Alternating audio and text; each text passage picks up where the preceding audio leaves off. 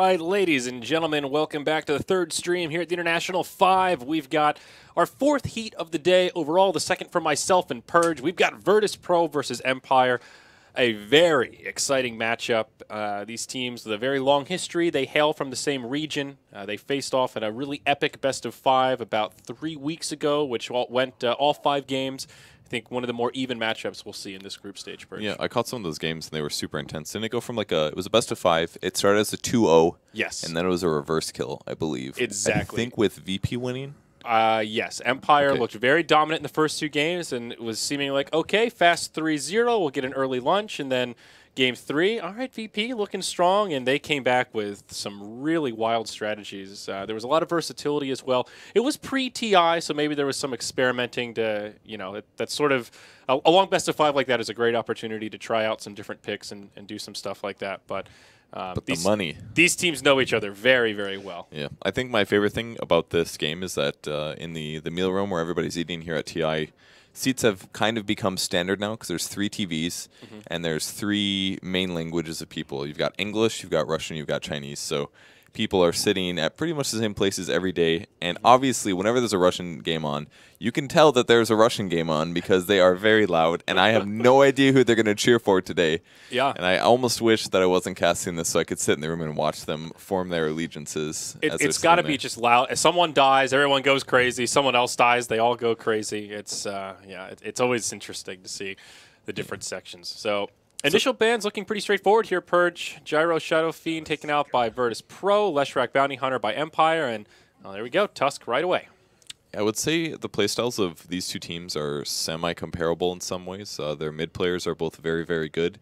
Oftentimes are semi-farmer and really, really talented supports on both sides and very good offlane as well. So, and Yoki as well as DK Phobos plays a lot of Earthshaker. Actually, I think he was one of the team. Empire, I believe, was the team that ended up playing Earthshaker offlane a lot. Yeah, to start the Yoku trend. he was one of the pioneers of that. Also, the Sand King offlane was another one that he helped pioneer. So pretty excited to see how these 2 styles match up. And wow, Team Empire is stealing the VP strats, the Naga first pick.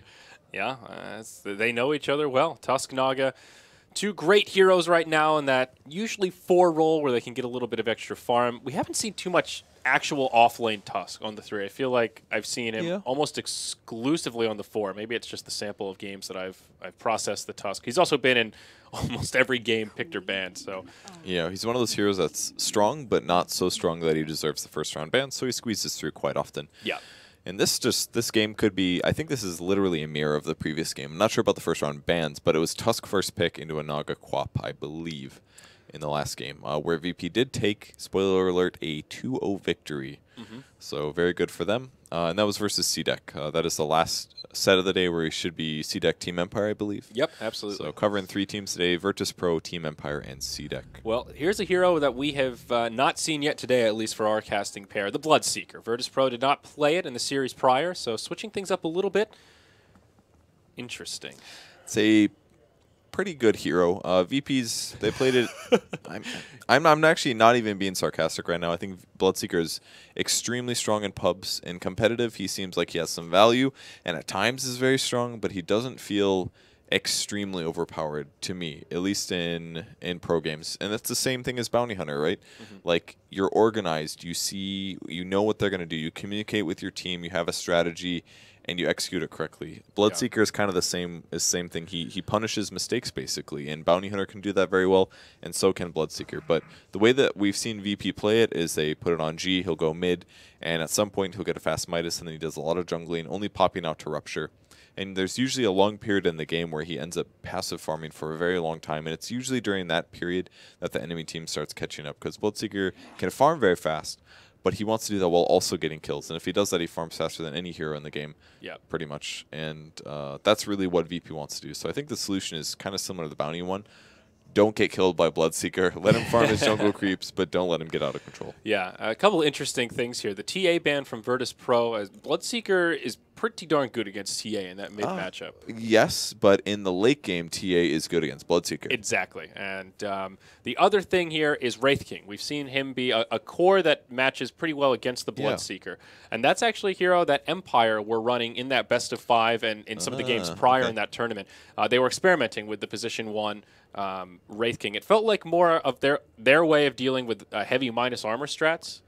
Okay. But I don't like it for that, I guess. But yeah, did you see the Wraith King game earlier today that Complexity played? I did, and Okay. that was a good example of what the Wraith King So can do. if you guys missed that, it was position 1 Wraith King. He went for a Midas Treads. That way he could guarantee levels to get to 16 fast. And then he went Blink Dagger afterwards, which is a very synergistic item with the hero because he has a stun, and because you can blink after your ulti goes off. That way you hopefully won't die there, or you can continue to chase and not get kited. So, and they put against the Bloodseeker because that way if he ruptures you, then yeah, okay, maybe you'll kill the first one, but you probably won't be able to kill the second one or deal with him as well. And that's often what the Wraith King likes. Yeah. You give him a tool to kill himself and kind of control how much damage he takes to some degree. From the rupture. or it's best against heroes that have very important abilities, and that once they're gone, then it's not a big deal. So you could pick him against big team fight heroes and say like, oh well, yeah, sure, you lose your team fight ultimate like Black Hole or something, but I'll respawn afterwards, and then you won't have a Black Hole. Right. So that's the goal, and lots of physical damage as well. So it's also an opportunity or a possibility against a Bloodseeker. So now Earthshaker, the third choice for Virtus Pro. That'll be their second support. Most likely, though, it could be that off-lane Shaker for Phobos. It's nothing surprising yet for bans at all, or for picks. I'm sorry. Yeah. Ban-wise, Silencer ban, very common Virtus Pro pick. We even saw it in the last series. Yep, saw it in the last series. Rubik is quite good versus Dazzle, Queen of Pain, Naga, so I like those picks. VP also has the benefit of having Earthshaker versus Naga Siren. It may be something that doesn't look super synergistic, but there's been many times where Naga will sleep and try to escape by teleporting, and the Earthshaker can actually fissure from range and catch him and interrupt his TP and at least guarantee the Naga kill. Sometimes that is very game-winning, so it's kind of a nice little synergy that we occasionally see. So it's going to be a slightly harder game for Naga Siren. Normally there's no way that any hero can stop that sleep TP combo, so Earthshaker will provide that. Yeah. Good point. Empire, thinking about their fourth pick here. They'll need their offlaner as well as their core in presumably the safe lane, their position 1. What are the good options here outside of Wraith King? I mean, the Wraith King game seemed like a good Bloodseeker counter, but it wasn't like a super hard counter. It was just, it was a good pick. I'm not saying there's better or worse ones necessarily. I just don't expect to see Empire grab it. Something like Chaos Knight is probably not going to happen. I think Empire sometimes playing Chaos Knight as well. Silent, what else does he play? Just typical carries. Gyro has been banned, Gyro, but that hero's got a huge win ratio at TI right now. Probably will be receiving another nerf. And Razor, a hero that's kind of similar to Gyro. You basically stay alive and do damage, and is pretty good against Bloodseeker. Lowers armor, take his damage away, even though he essentially has infinite damage. Yeah. Sometimes you can't take it all. But pretty good against Tusk as well, because Tusk will cast a lot of single target abilities on you, and therefore do damage to himself in return, and you can also survive Earthshaker combos. So I like the Razor pick. It's basically like it's kind of like Viper, just a bit more offensive for physical damage. Quite a bit of minus armor here, actually, on Empire. Yeah. Riptide, Yeah, Weave, and then the Eye of the Storm. Really good point. That is one thing that Bloodseeker struggles against. He's not really known for his high armor, especially early on.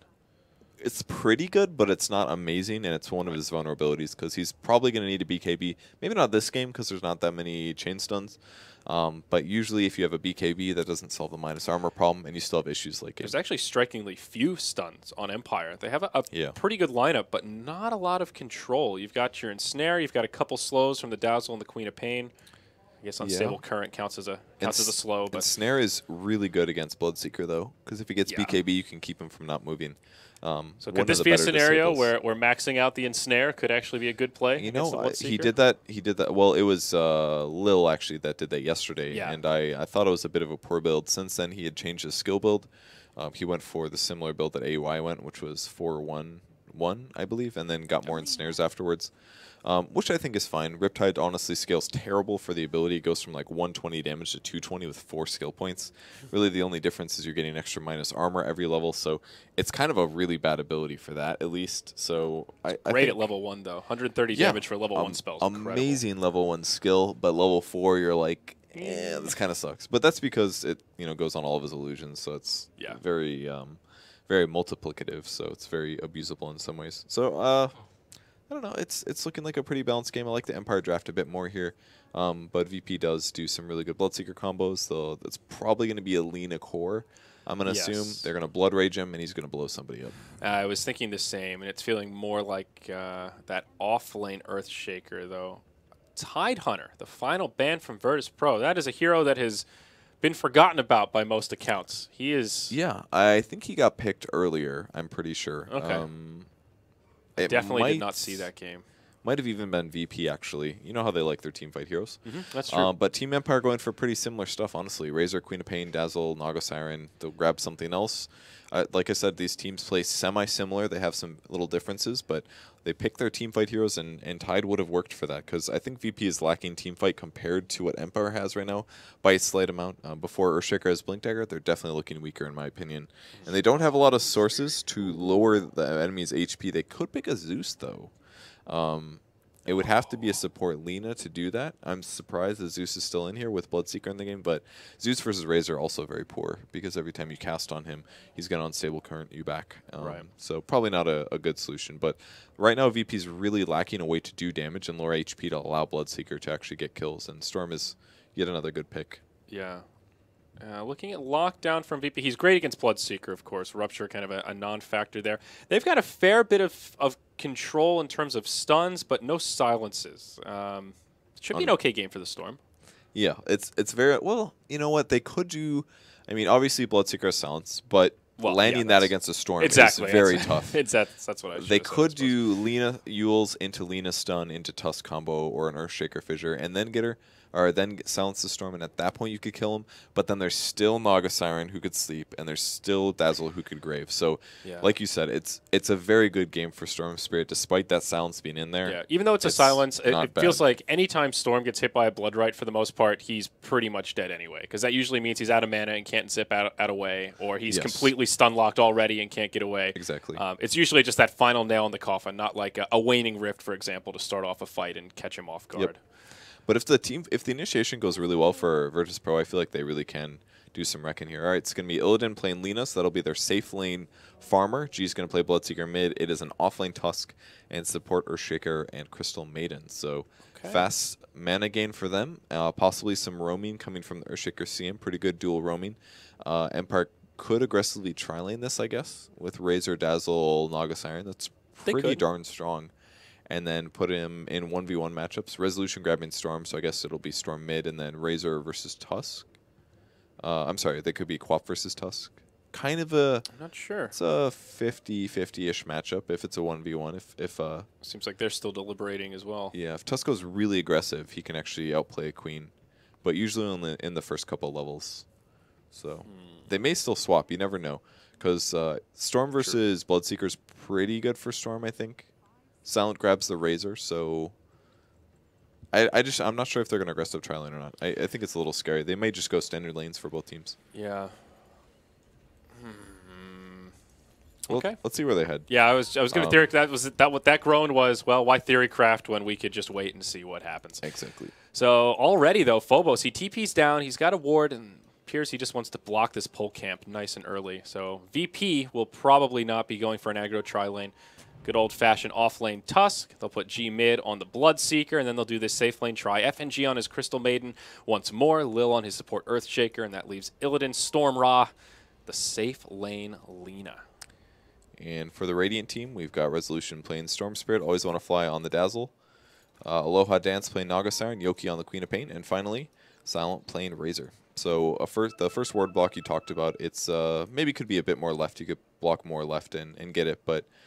he does block the pull camp, but it looks like Empire is doing the aggro tri-lane silence in the safe lane. Him versus the Tusk 1v1 should be very easy for a Razor because he can reduce the Tusk damage. And then their aggro tri-lane of a Quap Naga Siren with a Dazzle. Super aggressive tri-lane here. A lot of chase potential. Extreme chase potential, totally. And very survivable as well with the Dazzle and the Naga with Poor Man's Shield and a Quap that can always blink away. I brought it up last game, but still nice synergy with that. Riptide, especially with Dazzle, he does so much physical damage, just helps him do a little bit extra. Of course, on top of all those right clicks. We'll see a minor skirmish for this bounty rune up top, but it will be G that picks it up. VP securing both bounty runes for themselves. The double bounty. How can you win now? It's impossible. It's over. Just go next. Razor as well taking a little bit of damage. I don't know if he got ice sharded or what. No, he actually didn't. He just hit him a couple times and Razor took it. So, yeah, 1v1 down there. Razor versus Tusk. I feel like that should be pretty decent for the Razor. I think so, too. It should be easy. He'll just sap his damage and then should be able to outlast hit him. It comes down to mind games, basically. Does DK Phobos move away just as he does the Link? And he's going to sap enough damage. Yep. So, well, things get really easy for Silent now for this first wave at least, as he has all that extra damage. And he also threw his nuke, so he pushed the wave. Oh, yeah, you're right. And mid, so we've got Storm versus Bloodseeker. We talked about that a little bit. And we need to focus on this tri lane, the aggro tri from Empire, as it is. Off to an okay start. Yoku will be able to find some decent farm. Looks like Empire will just try to put their supports and intercept the jungle as much as possible and give as much XP to this Queen of Pain as they possibly can. They block off the Naga. Oh. He should be fine, though. He could actually just hit the Earthshaker, I feel. Yeah. He can tank out if needed. Instead, he's just going to get all the last hits. This will hurt the Quap a little bit because she won't get as much levels or last hits, but the important thing is securing the experience and the gold. Yeah, it's somewhat similar to the the aggro tri Storm Spirit we saw in Game 2 of that first series, where it's a little bit risky with the Quap. She needs that experience, needs that farm, and if this backfires, it can be scary. But so far, so good. And Storm having an okay time mid as well. He's got a lot of last hits, yeah. The Bloodseeker basically has to be careful. Whenever he comes up for a last hit and he wants to heal from it, he has to cast Blood Rage on himself or the Creep, which means he takes more damage from Storm, and then Storm can reflect extra damage on top of him. So it's a bit of a Bloodseeker favored matchup in my opinion, but not always. FNG roaming actually. Rotation, yeah. Oh, and they get the silence off, and that is a dead hero. He pops the salve, but the heals won the TP from Always Wanna Fly. He's not going to die here, but big save there from the Dazzle. FNG might need to be a little bit careful. He lost his clarity. He wants to go aggressive on the Always Wanna Fly, and he'll just back out. Wow. A little bit, little cocky there. They weren't expecting him to burn that healing salve. He still has to walk back to the well, so they still get something out of it, but not the first blood they were hoping for. FNG also smoked for that to happen, so that was a costly failed gank. Well, it's a really good gank to do a CM against a hero that doesn't have the easy escape, you know? You just get a smoke, you get the fast level 2, and then you show up mid and gank. Now, one thing he maybe could have altered this with is by going for Nova as well as Frostbite rather than getting his aura at level 2, but to do that, it delays, it hurts him potentially if he doesn't get the kill, so. Well, speaking of kills, Queen of Pain dies in the top lane. Looks like a fissure to set it up, and then Illidan just had the damage to bring her down. So first blood is drawn, and it does go to that safe lane farmer of Virtus Pro. And now things a little more rocky for Empire. And will they adjust? Nope. Queen of Pain just heads right back up to the off lane. All right, so lots of stacking for FNG here. He's leaving all the little crappy creeps that nobody wants. But continues the farm. 2 levels in Arcane Aura, so he buys another smoke, so we will see another roam coming from him. He's probably going to wait till he hits level 4, though, and all he has to do is get there before Storm hits 6. Storm 6, there's no way that CM is going to be able to disable him, but until then, he will be able to help out a lot, and G should be able to just right-click him down. And G has the boots advantage. I'm sorry, they both have boots. Yep. So mid's still a pretty even farm fest here for the most part. Bloodseeker pulling ahead by just a couple CS. Down bottom, Silent actually not dominating as much as I thought he would. Phobos still finding quite a few last hits, 12-0 right now. And now he can just outrun that static link, so things getting a little bit easier for him. Smoke ain't coming mid again. Crystal Maiden brought it to him immediately. He immediately used it after getting a Centaur kill. Puts the ward down, and I assume he'll use the smoke for the kill rather than rotate top. G is not 6 yet. They ping. They're going to wait for a CS. All right, they're going in. Here we go. G puts on the blood right. Can they get too the slow. Frostbite? No. Okay. Another. Well, not wasted smoke. He got a ward down, but unsuccessful kill. I think G is one of the best SF players using one smoke and missing a kill, that happens sometimes, but a second one, that severely is going to impact their ability to gank in the mid game because all of a sudden they have so few less. Down bottom, body blocks from Always Wanna Fly. He's got the invisibility rune. Huge damage being stolen by the Razor. And, this Razor does so much damage. He still makes it out with the snowball. That was a really good try from Always Wanna Fly there, but didn't quite get it. 3 Ironwood branches, haven't seen that in forever. On the Dazzle? Yeah, because it doesn't build into a wand anymore. I mean, if you make a mecha. Oh, Silence coming mid. Actually, FNG came back again. I can't believe it. Yeah, he still wants this guy so dead. Putting a lot of pressure on this Storm. Resolution still farming so well. I can't believe how well he's farming. He's already had to walk back to the well once. They're constantly ganking his lane, and I mean, he's behind the Bloodseeker, but it could be a lot worse for him right now. Yeah, that's Storm Spirit, though. Very good at farming using Remnant, right clicks. Pretty good animation, pretty good damage. So, oh, he gets ruptured mid. Doesn't have 6 yet. Here comes the silence. He's not going to get the silence. Grave comes out as well from Always Wanna Fly. He was in position for that one. Yep. And he should be okay. I mean, G can maybe pressure this. They're all getting really low. He puts on always on a fly. He's going to get the kill. No. That's a heal. Can he get the double? It's going to be so close. He gets him. G outplaying in the mid lane. That's what happens when Bloodseeker feels OP. He outplays your opponents. Yep. And he gets the double. They were both so low. That's the problem with Bloodseeker. You get that first one, you get that little heal, the little reset you need, and all of a sudden this mid lane is broken wide open. It was what was once very even is now Bloodseeker happily stationed atop the net worth chart. And Yoku still continuing to struggle with this off-lane Queen of Pain, not really finding too much in the way of farm, and again relegated back to the well. I mean, that I like how G casts Blood Rage on his opponents. He does it a lot, actually, throughout the entire game. Very often, he'll cast on his opponents rather than themselves. And the only difference is that as soon as that person, it basically doesn't make you take more damage. If you cast it just on Dazzle, then as the storm's hitting him, he doesn't take extra, including the tower. So it didn't allow him to heal from the Storm Spirit, but it was worth it there, because if he would have cast it on himself instead, the storm probably would have killed him. Oh, another Rupture, Blood Right. This time it won't connect, and Dazzle's still lingering nearby. Resolution will be just fine. So much pressure coming his way, though, as there's yet another rotation. Phobos with the double damage rune on. He is level 6, so Walrus Punch is ready. Storm's only 5.5 as well. This is looking really dangerous. Here comes the silence. Well, he doesn't have the silence, but there is a grave, but Walrus Punch. They still managed to get the grave off. Resolution will live. Now Yoku's the one that rotates in. Good snowball. Nice snowball from Phobos. Goes in on to always want to fly. G coming back in. Now he just wants to clean house. There's no shallow grave. They lose their tusk, but G diving to tower needs to be a little careful here not to overextend. He will put out a Blood Right for good measure, and he does make it out with about 90 hit points to spare. Or does he? Yoku, he misses the Scream of Pain, though it was only level 1. Can he find him? Nope. G finds that little cubby in the tree line there. Nicely played. And 3 kills now on Bloodseeker. 41 CS at 7 minutes. It's like they're just feeding him kills, man. It's hard to tell, but this G guy, he is a player. Now, the one saving grace for Empire is that they've rotated their Tusk around, and it's opened up a lot of space for Silent. He's now number 2 on net worth. Snowball in. Farming pretty well. Resolution. Oh, they're going to get him. Oh, my. He just can't do anything. He still isn't level 6. He's 40 XP short. No way he survives there. Maybe they can get a counter kill onto Lil, but it's a huge rotation from Empire. 3 heroes now in the mid lane. And VP is like, yo, we really don't want to have to deal with the Storm Spirit late game, so we're just going to gank him constantly, and it keeps working. Crystal Maiden focused a lot on that, but still getting levels for herself and guaranteeing mana. The Tusk rotates over with the punch, and it's all because this level 5 for Resolution must have been like 3 minutes. He's been level 5 forever, and maybe that's a problem with Dazzle being there as well, slightly lengthening the levels, but Dazzle also had to be there to guarantee him not dying a few times. If Dazzle's not there, it's even worse, I think, for the most part. You would have been able to live through that last one, but oof, this is a rocky start for the Storm all of a sudden. How the mighty have fallen. Phobos also doing quite well on this Tusk with that rotation towards mid. He's now 1-1-1, nearly 30 last hits. He's got power treads, and Tusk is one of those heroes that if he gets this kind of momentum early on, he can have a huge impact through the mid game, even without a lot of items in the inventory.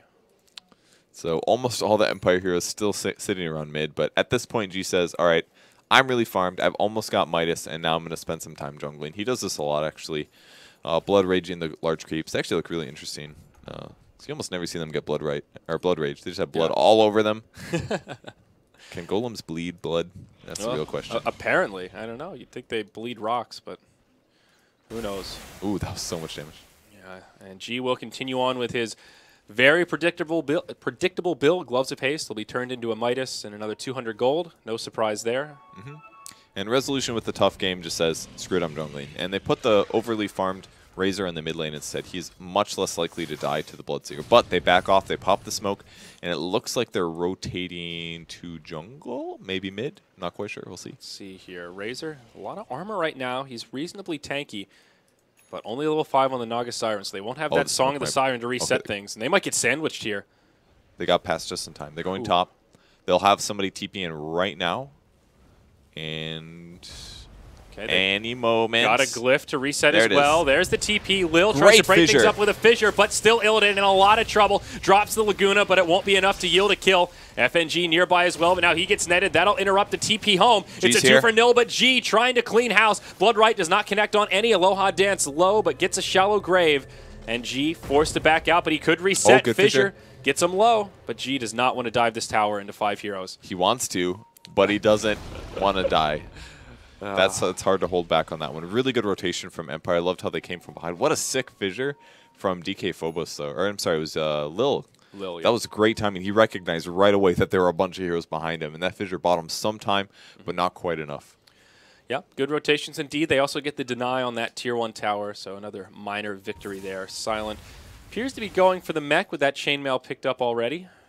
No surprise at all. Yeah, It's the good typical team racer fighting build. item there. So, And the Midas is also completed on G now. So okay, very pretty standard timing. He gets it very, very early, every single game consistently, and he's got 3 kills here. So, see how much it accelerates him. Typical Qualian Blade to increase his farm. And there's ooh, they spotted this smoke. VP smoking on 3. The lane ward spots him out. They put the sentry down. Now they see the ward, and they know, and they have to say, do we still do this? Yeah. At least they know that they know.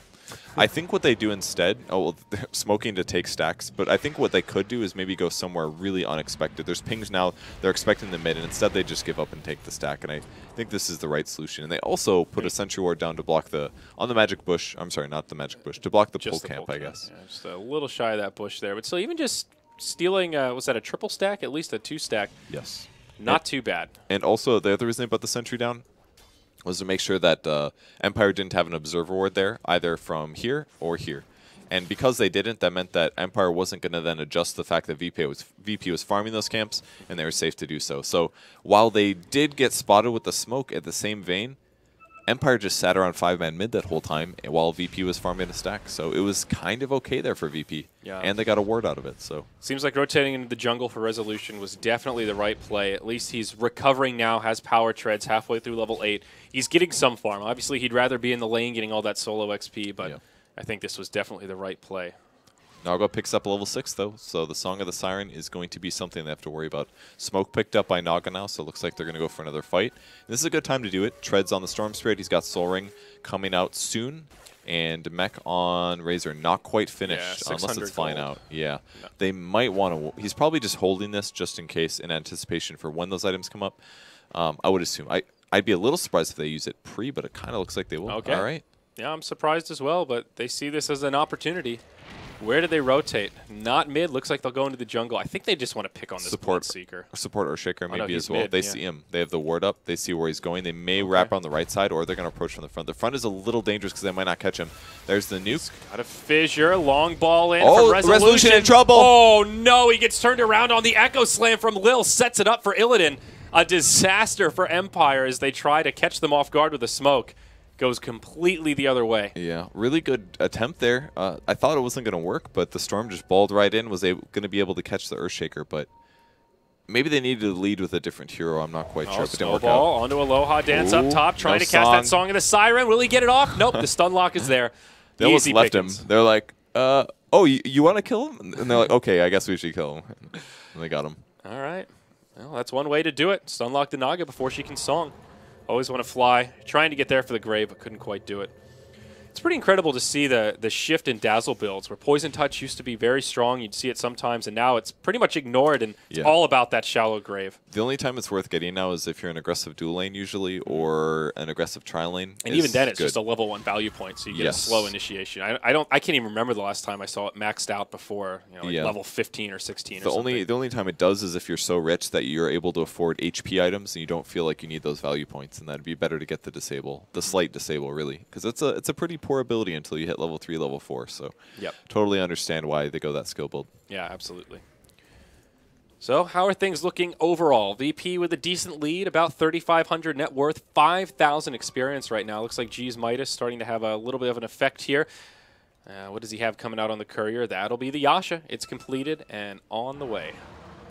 Yeah, their disables are really weak, so if you get a BKB, it almost hurts you because they could just Naga sleep you and wail on you with their whole team. Instead, going for the SNY, a little bit of movement speed advantage, some good right click, and farming as a whole will be increased because it'll run from camp to camp faster. So very normal build for a Bloodseeker. Though the mech is now completed on Empire, it's on the courier. We'll just about make it to the Razor. So if Empire do want to try another 5-man adventure, I should say if they want to try another aggressive adventure, they can certainly do so. And it will indeed be all 5 this time as they rendezvous at the rubble of their top Tier 1 tower that has since been picked apart. They're sitting behind each other. Aloha Dance is ready to counter-initiate. Resolution definitely looks like easy feeding. It's only got 834 HP right now. So it's possible. They do a side pull as well, so the creep wave will push a little bit up. Here we There's go. the go-in. Ball forward onto FNG, but just testing the waters, does not overcommit for it. 2 TPs as well. Yeah, doesn't want to get too far ahead of the team, but Blood Right almost they connects get on Yoki. Resolution. He finds a little spot, but Oh, Yoku, he's in big trouble. Laguna Oh! Blade, not enough to finish him off. Aloha Dance resets with the Song of the Siren. Now Yoku can regen up. They'll go into DK Phobos, it looks like here. Razor taking a very aggressive posture, takes Frostbite, and he could end up going down. He takes a shallow grave. Sonic Wave will finish off Phobos, but now it's all about the Razor. Yule's Scepter locks him in place, but he is still alive. Blood Right will not connect He's on going any. in. Will he be able to get a kill? It's Kathir looking kind of Shaker. close. FNG almost dead. Hits a creep. G just trying to heal up. He's got really low minus armor now. Oh, Yoku, he loses the man fight against Illidan, but the zip forward Resolution cleans it up. Now it's a 1-for-4. Can they get G? G. They've got the ensnare. It's a full 5-man wipe in favor of Empire. They were starting to fall behind, but now this game on even footing. Playing Bloodseeker against this much minus armor is just so scary because anytime he gets hit by Riptide or Weave, he just knows that every time he runs in, he's going to take a lot of focus fire without a BKB because all those spells and things like that are going to hit him. And Resolution played that fight amazing. Great recovery from him and moving around like he needed to do. Also Silent. The way he positioned himself was interesting, very aggressive. He knew his limits so well, though. He moved so much further ahead of the team during the Song of the Siren and knew that he could keep part of Virtus Pro busy, absorb some spells himself, and still lived through the end. The Rupture didn't really see much value either. It went on the Dazzle, and it took me a while to find who got Ruptured, and it was just Dazzle standing there. He already used his abilities, and that was it.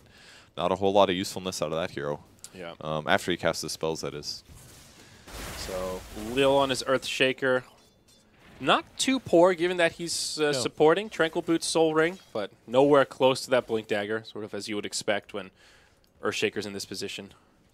And Bloodseeker is still a little short of the Sanjin Yasha, doesn't have it yet. Illidan bringing a point booster to him. He's been getting some decent value out of his hero, landing some very critical stuns after Fissure on heroes like Storm Spirit, so that's been really well done by him. Yep. He's still a really big threat, honestly, because they have so many burstable heroes on Empire. Man, think how different the fight would have been if they just did like 20 more damage to that Queen of Pain. Yeah, absolutely. Wouldn't have been a Sonic Wave. It would have been very, very different. And even just her ability to reinitiate the fight when the tower was still standing and kind of dive past it With to get the those Storm. last few to get those last few cleanup kills. Yeah. Yeah, completely different indeed. So Storm will be going for a Bloodstone build this game, and Tusk secures his Blink Dagger, I think. Yep, there it is. And the Quap going for the Yules, actually. Again, huh? Okay. I guess it counters the Lina Yules, because you can Yules after she Yuleses. Also counters potential silence. If Tusk snowballs you, you can also Yules yourself. I guess that's a pretty good solution here. A lot of utility out of it. Also an interrupt tool against like Freezing Field, for example. Yeah, good point. Some Because they other are weak little on bits disables. there. Oh, they're going to find Silent. They punch him in the air. Oh, he's going to fly. he Cancels his TP. He wants to get off the grave. this worth Blood it? Right Oh, will he connect on gets- Silent, but not always want to fly. He's ruptured, though, and now Silent in a lot of trouble. I think they're just both dead. Yeah, I think that was a mistake there from Always on a Fly. They will get FNG there, but Still. I think it's better if he just doesn't die there, in my opinion, Yeah. versus the trade with your carry dying. That's a Midas pickup, by the way, for Razor. So maybe it was worth it. I don't know. I don't know if he got that gold. Dominating streak. He got 343. He's got about 380 right now. I don't know. So I guess he bought it before that happened. Looks like All it. So What do you either think way, about the Midas Razor this game? I like it, you feeling honestly. It's pretty similar to how we've been looking at Vipers earlier today. A lot of Vipers would be going mech treads, and then they'll make a Midas afterwards because they have kind of poor farming abilities on their heroes. Like, Razor's better than Viper is because he has Plasma Field, but Razor is still a bit weak at getting last hits. So while it is a very, very late Midas, it takes about 10 minutes to pay off for the Midas itself. But that's okay because you're still getting attack speed from it. And you use Static Link, a way to really buff up your plus damage. So you just need attack speed to make that value. So while it may take the Midas a while to pay off, it's going to give him some overall better farm and better damage as the game goes late. And this game will go late because it's very even right now. Absolutely. It seems these days the heroes that go for the Midas are the ones that get that added benefit from the attack speed. You know, your Spirit Breakers, your Blood Seekers, those kind of heroes. All right, we could see another fight break out down bottom. Yule's set up onto the Queen of Pain. Resolution goes jump. Huge stuns, and he'll be locked down. Song of the Siren comes out just a little bit too late. It'll be a wasted song as well as a dead Storm, but They use the weave aggressively. Big Sonic Wave onto 3. Virtus Pro now in a lot of trouble. DK Phobos will get picked off in the tree line, and Illidan gets dove under the tree, but Silent takes the Echo Slam to the face alongside a lot of creeps. Now the Fissure on 3. G's going to try to clean house here. He'll bring down the Dazzle. No more shallow graves. There's only one left. It's Aloha Dance. He'll try to TP home. Lil can't interrupt it in time, but now it's nearly a team wipe the other way. A 3 for 4. Virtus Pro getting a minor advantage with G being the big breadwinner. Man, that fight could have been completely different if the first hero that died wasn't Razor, because he didn't get to use his mech there, as he did end up passing away. So that was, it ended up being a really big swing. VP was able to run through cleanup. Bloodseeker had a really good rupture. They put it on the Quap, not the hero he was focusing on. That way, as he got the first kill, he can continue chasing. So G is 8-1-0, by the way. This looks like a pub to me. Yeah. This is classic G Bloodseeker. I think every time I've seen him play it, it's gone similarly to this. He has a good time in the lane, he gets the early Midas, and then just transitions to farm and gank around the map. They tend to pick him the Bloodseeker when they have other heroes that can initiate, so he never has to be going in first unless it's, you know, a numbers advantage for the team. Yeah. Just like that fight, it was already broken out, so he can just come in and have all that movement speed advantage and pick off the weak ones in the back line. As now Virtus Pro move into a Roche. And it's going to go pretty fast due to the old double damage on G and the amplified damage from the Blood Rage. So that helps. It's really nice to have DK Phobos for this game, though, on the Tusk, though. Like you said, somebody else initiating is so useful, and he's able to get away with it. Just the blink punch into a snowball is usually, you know, it's about 2 seconds of stun, and it allows Alina to follow up. And all of these heroes are so vulnerable. Storm Spirit and Quap, both so at danger. And unfortunately, they keep being just slightly late on their Naga Siren. It worked earlier, but that last one was way too late. Yeah. You know, I coined G as the big breadwinner from that last fight, but maybe it was really Lil. He now has a Blink Dagger on this support Earthshaker. Ugh. So, and again, to piggyback off that, given that the Tusk can initiate, it takes a little pressure off of Lil so that he can use his fissures for those cleanups, those blocks, and not have to start off the fight with his fissure already on cooldown. Yeah. So VP's style here is kind of reminding me a bit of EG's in a way. Obviously, EG hasn't been playing Bloodseeker on Sumail. Oh, might get it. Hero caught. Always on a fly, getting fissured. Silent as well, going to get caught with the snowball. See a punch, perhaps. First stun. Grave goes down. He's about half HP. He gets punched, but he's still alive for a bit. There's the ultimate as well. G's going to be able to clean him up, though. So, Storm Spirit goes in on top of Lil. Lil's at about half HP. Throws the fissure down, and they clean up on the Naga Siren as well. So double kill there for VP in the enemy jungle. Yeah, very nice. The rupture on Dazzle there. Didn't secure a kill, but kept the Dazzle kind of out of the fight after he used that first shallow grave and got his weave off. It's the second rupture we've seen on Dazzle this game. I guess it seemed like it would just be a quick pick on 2 and not a full team fight. So I mean, it limits his movement a lot. As a hero that only has boots and a wand, your positioning is extremely important. So if he does rupture that hero, it may mean that him graving might cause problems. And yeah, not to mention this is actually an interesting thing I've never thought about. Because his HP is so low and Rupture does a static amount of damage, if you lower the percentage of his HP fast, it gives Bloodseeker a lot of damage. That could be another thing that G's thinking about. Oh, as he is, yeah, just the lowest HP hero on the team by a pretty big margin, actually. So you limit his mobility, you maybe hurt his ability to grave, and if he does grave, he's going to lower his HP to half, and all of a sudden Bloodseeker gets like 50 movement speed and 50 damage. That's a really good point, actually. I think that's definitely part of it. It's probably the whole package. That's a factor at the very least. So, all right, now it's VP. They want to get aggressive. They took the Tier 1 tower in the bottom lane off the success of that last skirmish, and now they'll head mid for yet another. Glyph comes out, but Empire will not mount much of a defense. Back-to-back towers for Virtus Pro. G actually getting both of them, so his income is pretty substantial. 13K on net worth, now a full BKB to go with his Aegis, Midas, and SNY. He's got level 16, so now he's got the level 3 Rupture as well. 60% move damage is so much, so that's pretty dangerous to go up against. Good night, Dazzle. Yeah, that's, yeah. G's level 16, Dazzle's level 8. That's just one of those little metrics that's like, yep. That's a 3-shot without Grave. And he's gone for the full sacrifice build, the 4 levels in Grave. They find G actually going to pull him forward. He almost casts the silence, but not quite. He does have BKB ready to go, but he's also got Aegis. Snowball hiding. Oh, and a lot of damage being sapped by Razor. The Snowball actually really hurting them. Minus 224 for G. Here's the big ulti coming through, but G doesn't care. He's going to fight enemies. He's still negative damage. He actually goes down immediately, but when he responds full damage, Resolution in trouble, but great Grave from the Dazzle. Ruptures well on Queen of Pain. It's almost gone. Can VP win this fight? It's not looking amazing for them, but Silent gets stunned. Down to 50. G wants to 3-shot the supports, but a great ensnare, keeping in position, and Empire's winning it finally, but the Echo Slam turning things around. G goes down 2 for 2 at the moment. moment. How are they going to end this out? Right clicks on Aloha Dance. He's got a stun in 1 second. Throws it. Misses it. Phobos is going to fall, I think. Fissure cleans him up, and now Yoki down to 400 HP. Couple right clicks, but Glimmer Cape. They blink out. Resolution has almost nothing left. He might die to Illidan here, and they are going to disengage 2 for 2. What an insane fight. That was also an Aegis, though. That was an Aegis, but Earthshaker completely turning the tide. So that looked like such a great fight for Empire. They finished off the Aegis. They had control. So much damage on the Razor, but in the end, that Echo Slam completely turned it around. And even though Empire still get a good net worth gain out of it, could have been a lot worse for VP. My voice. Oh, man. That was insane. So, FNG, he really does play the 5 support in this team. That seems pretty clear. Yeah. 4 Arcane Auras, tons of wards. He's like, I'm cool with the wand, guys. And right before he dies, he presses Freezing Field and hoping. He actually didn't die that fight, I don't believe. Nope. That's actually amazing. How can you position that well against a Quap and a Storm and a Razor? With nothing but Tranquils. Yeah, so many things that can kill you. The damage sap with the song was actually really good from Empire, though. If they didn't have an Aegis, there was no way VP was going to win that fight because they completely neutered the damage of Bloodseeker there. Yeah.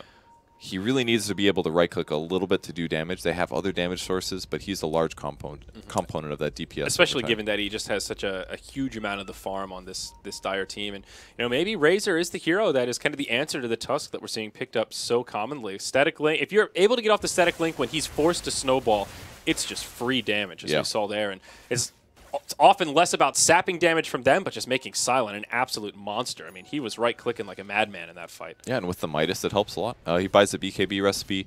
He's still... Oh, he's almost there. He's about 600 gold away. And once he finishes that, doesn't have to worry about Earthshaker, doesn't have to worry about Tuskar very much, and doesn't have to worry about Lina, the important one. Does Lina have Ags yet? No. We went the Bloodstone build, so no Magic Immunity Piercing Ultimate.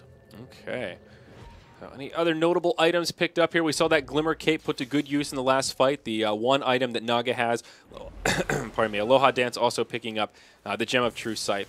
Pretty standard timing here. Usually between that 20-25 minute mark is when you want to start looking for some map control through all those Naga illusions. VP, though, they're smoked up as 5, and they'll rotate Phobos through in the front. mid lane. He breaks on the Storm Spirit. Oh, that's unfortunate. FNG loses his as well, and Empire will just back up here. Yep, smoke is down. They might get spotted still. They go to jungle. No, looks like Empire doesn't want to take a fight quite yet. Both sides will just disengage. I think they really want this BKB before they fight. So important on Silent here.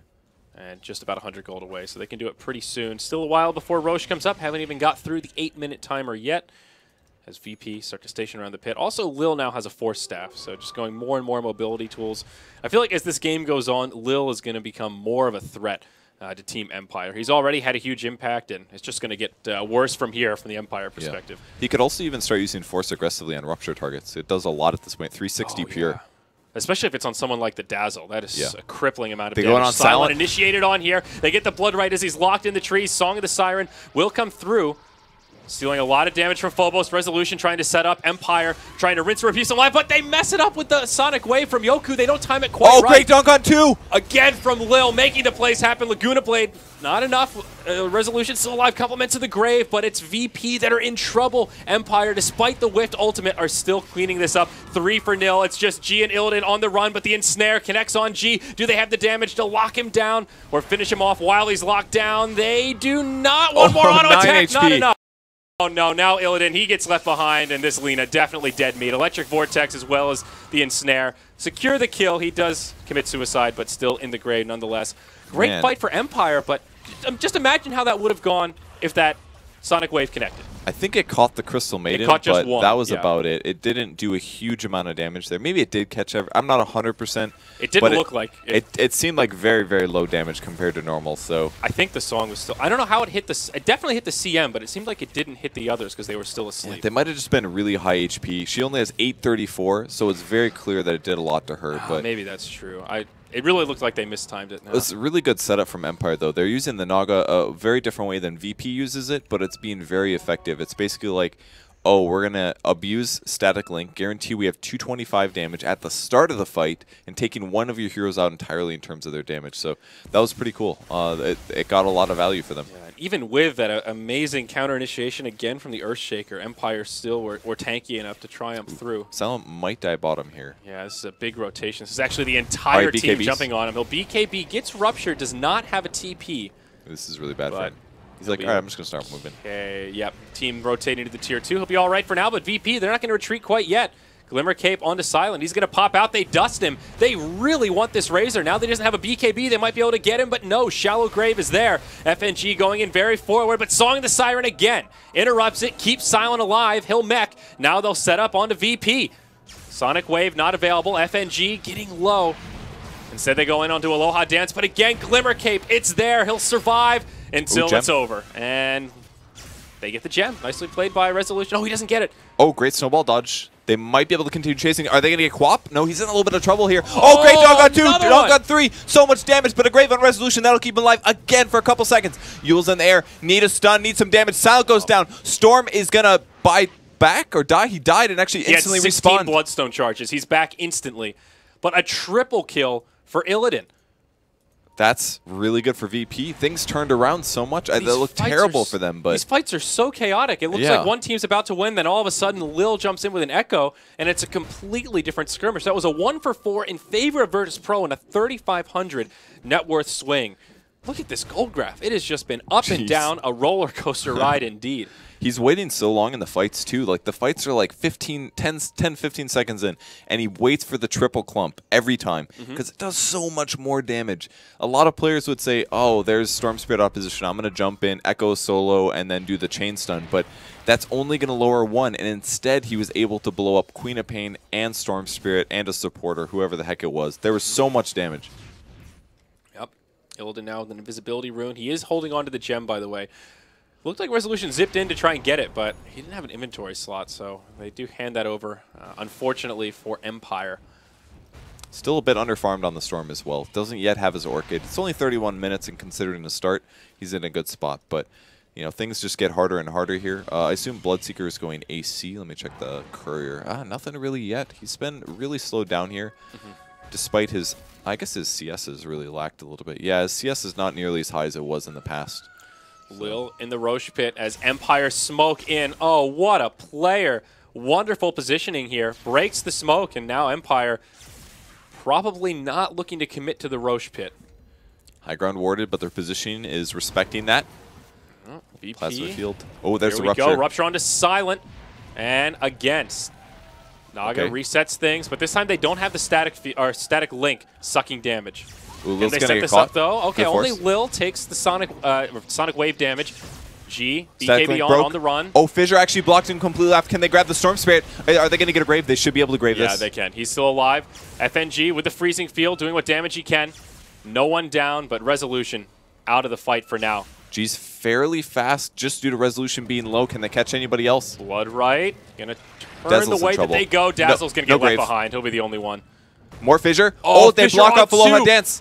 He's got nowhere to go. Let's try to TP, but they should have a way to interrupt it here. They do. Echo Slam's used. They get that kill. Now they'll chase down Silent. G getting more and more movement speed and damage. Beautiful Ice Shards from Phobos. He gets blocked out. Oh, the Quap. Queen of Pain turns it around. Now G gets put inside of the snowball. Resolution. He'll hop back to safety, but Yoku, he's still nearby. They should be able to finish off G. They get him, but now Yoku's stunned up. Does Illidan have the damage? He has the Laguna in 5.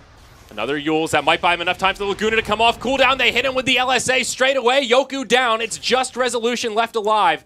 They won't commit for it, but another great fight for Virtus Pro. And Illidan is balancing his cooldown so well there. He's almost got his Octarine core as well, so his stun uptime is going to be even higher here. And these fights are just so close. VP is running over Empire, and all of a sudden Quap comes in and blows everybody up, doing a huge amount of damage. 575 pure damage plus the Scream of Pain on top of that. Man, this game. We knew that the VP versus Empire was going to be the best game of the tournament, but this is shaping up to be amazing. Yeah, this is incredible. A stroke of luck that these teams ended up in the same group, so we can see them square off against each other. The Octarine core coming out on Illidan will be scary. That'll take his ultimate down to a very low cooldown and gives him that ability to sustain so much more in these team fights. He's also at 13 Bloodstone charges relative to the 12 of Storm Spirit. So both Bloodstone carriers having a pretty good time here through all of this fighting. Yeah, Resolution's really recovered well, I think. Part of it is just that these Graves from Always Wanna Fly are constantly on point. The amount of saves, like if somebody gets low, I just know that Dazzle will be there for the Grave every single time. And a lot of the times he's graving a bit early, but it's completely worth it because you never really know if Aloha Dance is within range, on his sleep, if they need extra coverage there or not. So he's been playing a really good game on Dazzle. Yeah, his positioning has been immaculate. On point with Lils, who's also had pretty immaculate positioning throughout this entire game. He'll now move into the Shadow Blade, so turning into kind of a core shaker at this point. We were talking about how much those enchant totems can do, and, well, okay, not a Shadow Blade, the Glimmer Cape. Why did I think that was going to be a Shadow Blade purge? On which hero? Or Shaker. He gets the Glimmer Cape, though. Yeah, I guess Shadow. He does pick up Shadow Blade on occasion, but Glimmer is much more very rare, much more standard. Definitely, especially versus heroes like Either Storm way, Spirit. he gets another mobility tool. That's the core of what I'm trying to get out. The stay alive, don't die Earthshaker build. Yep, definitely. BKB also on the Tusk. 10 seconds of magic immunity, ready to rock and roll in this next fight as Resolution starts to make progression towards his Ogre Club there. Same for Yoku, who is actually really close, just a couple hundred gold off that recipe. Yeah, the BKBs that they have are actually really important on VP because every fight basically starts with the Song of the Siren into setups, and they try to pick off the supports, but Lil especially has been doing a good job of evading that with Force Staffs and things like that. Yeah. So. Oh, mid lane, they find Phobos. They'll get a free pick there, but I think VP will be all right to trade their Tusk if it means they can get an uncontested Roche. Empire could make the movement over, and they're starting to rotate. G will stay committed to the pit. Oh, this is kind of rocky. It's a 4v5, and they're in the Roche pit. Illidan doing big damage, trying to finish off Resolution, but he gets graved. He'll survive. Roche falls, and it is G that picks up the great Aegis. dodge. Aloha Dance mirrored it. Oh, okay. So, Song of the Siren, resetting things again. Silent does have his BKB on. He wasted a bit, though. Yeah, we'll have to run through the Rupture. Now Aloha Dance stunned up. They want to try to finish him off. Shallow Grave again. This Dazzle is just in the right place at the right time. Sonic Wave connects on a few, but G does survive through it. They end up picking off the Naga Siren. Everyone else on Empire does make it away. Man, it's so hard to get kills this game. Dazzle. G sold his Midas, by the way, to finish his AC. Thought it was important for that fight, so that may end up coming back to bite him for, a while later, but he did barely survive that last fight, so I'm sure in some ways that armor helped him out. Yeah. So he's going to get some heals up on the Ancients. He'll be full HP, and maybe they can pressure a Tier 2 tower since the Naga is dead and Song is gone. Yeah, well, they'll at least be able to pressure it, though there is a glyph for Empire. They'll use it right away. And they will prepare for what could turn into a high ground siege, depending on what VP want to do here with Naga in the grave. And that tower will fall. AC finished on Razor as well, so that'll counteract slightly the Bloodseekers one. As a whole, G's not looking nearly as far ahead as he was earlier in this game. He seemed like he was 2 items ahead of everybody. Now he's actually pretty much even. And especially with that Midas being sold, his overall GPM is definitely going to decrease compared to what it was before. Yeah, this gold graph, I just can't get over how back and forth this is. It's just one team fight after another going in opposite directions. VP riding the most recent high of momentum. We'll see what they can do with it as they continue to pick off Tier 2 towers, now rotating to the bottom lane. A lot of time on the Aegis, about 3.5 minutes.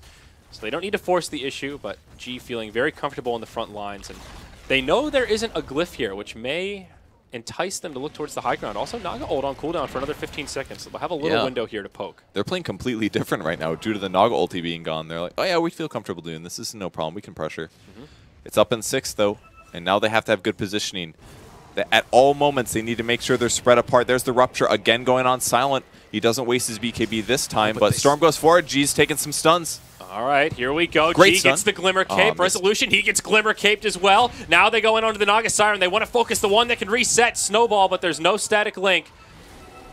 Not the best Song of the Siren. Okay, now the Snowball is making it a little bit better. Oh, blown up. Sonic Wave will proc the Aegis. They also get the kill on Tusk, but when G comes back up, can they make something happen? He'll use his BKB and Snare, locks him in place. They're taking his damage from the static link. G in a lot of trouble. They should be able to bring him down here, and they do easily. On the outside, Storm just gets blown up. Now FNG with the Freezing Field doing quite a bit of damage. They'll start to bring him down, but a lot of damage now going the other way. Silent, the one that gets the Shallow Grave. It doesn't get procced quite yet. Lil trying to finish him off. Give him the totem. He can't quite do it. They'll lose FNG. Now Lil just trying to TP home. He won't make it. It's a 5-man wipe the other way. Empire with 5 all alive. Man, that song was just perfectly timed. As soon as the snowball started, he songed. They all back off, and that forces the snowball to go through 4 seconds later, and then they're further out of position there. Excuse me. So Tusk actually hurting them more than helping them in that fight, in my opinion. Yeah. At first, it seemed like a great reset, and then as it transpired a little more, it was like, you're in pretty deep here, G. Yeah. That song just makes the fight so difficult. It's reminiscent of TI3, where Alliance went through and stomped everybody. It's because they were playing a lot of Naga Siren support, and for the similar reasons as you're seeing her being useful here. Reset the team fights, send the Riptides out to counter push and to do minus armor on everybody, and it just gives you so many positioning advantages over your opponent. There's no skill like it in Dota. Well, look at this. Virtus Pro, 40 minutes in, feeling like they might be running low on carry power. Lina with the Maelstrom. Huh. Okay. Right-clicking Lina. Interesting choice. Over a Desolator is what I'm thinking. Yeah.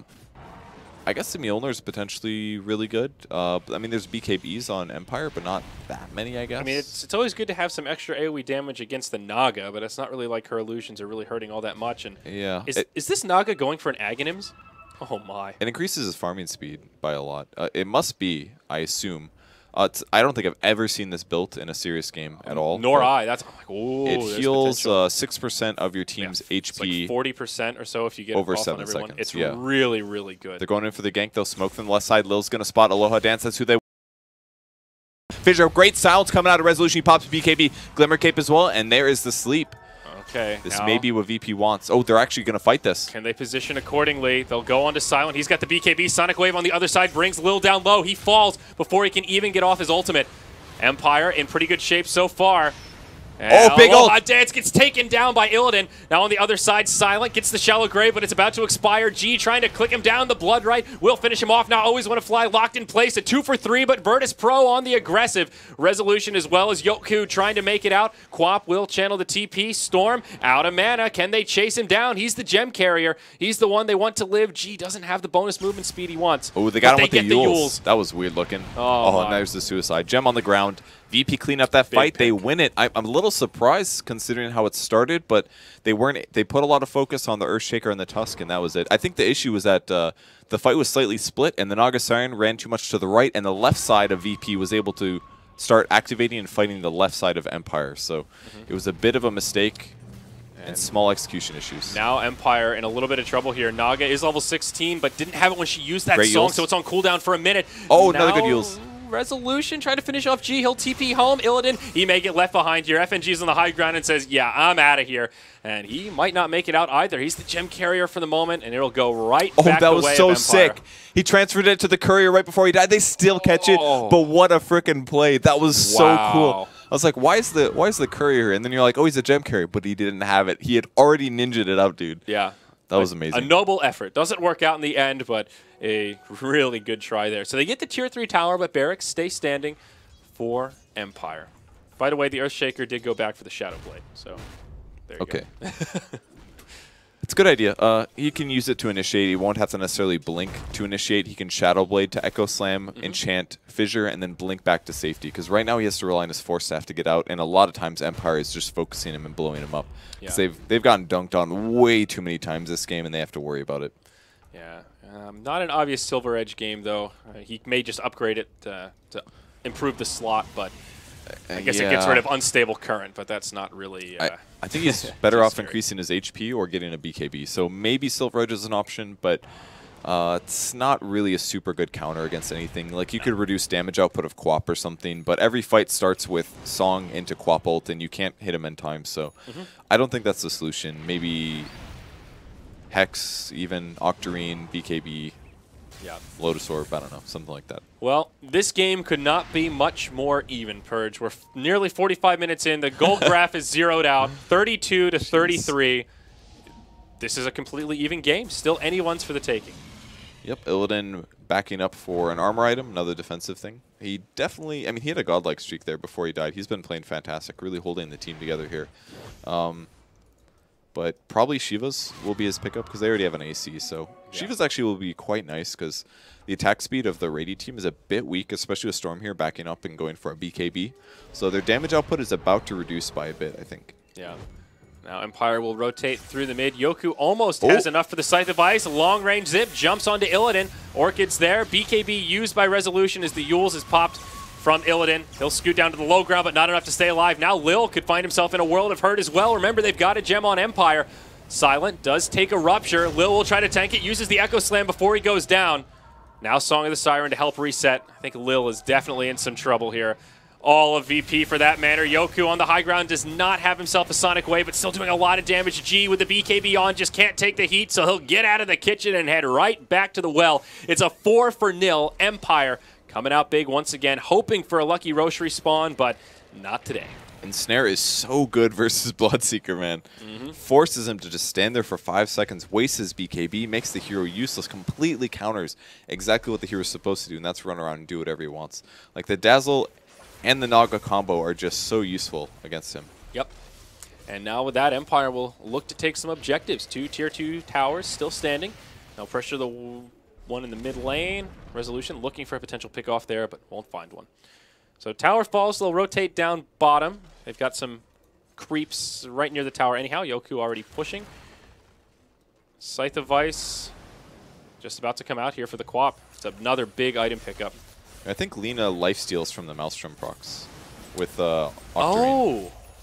I think that might be why he's grabbing it. I guess the Chain Lightning does count as a spell even though you're not actually casting it. I would think it does, but I'm not 100%. It's an interesting thought though. So Hex is up on Quap now, another good solution for using immediately out of the Song of the Siren. And also Scotty up on the Razor. Just okay, completed. yeah, it's looking really good for Empire now. I feel like their cores are scaling better in terms of items. Bloodseeker definitely has peaked off due to the Midas loss, and basically his farm is just really not gone anywhere. He's also just not a great late game carry relative to other traditional carry heroes. His power curve is much earlier on. He has to keep his farm up over his opponents, and that's very hard to do against the highest level players. Especially for 50 minutes. I mean, he was number one in the net worth chart for maybe up to the 30-minute mark, 35-minute mark, but after that, once he got the AC is when the tide started. Ooh, do they have a gem? I don't think they do. They're being spotted up by an Observer Ward, and Empire's trying to set up on them. The gem is on Storm. Yeah, and he's got an Invis as well. Might be able to find Illidan. Will he go on him? Nothing yet. FNG on the other side, they'll find him instead. Resolution jumps right on him. Ghost Scepter's there, but all that pure damage goes right through it. FNG, the first casualty they get this G fight. as well. Now they go on to G. He's hexed up. He's in a lot of trouble. He has his BKB. He'll use it just to escape.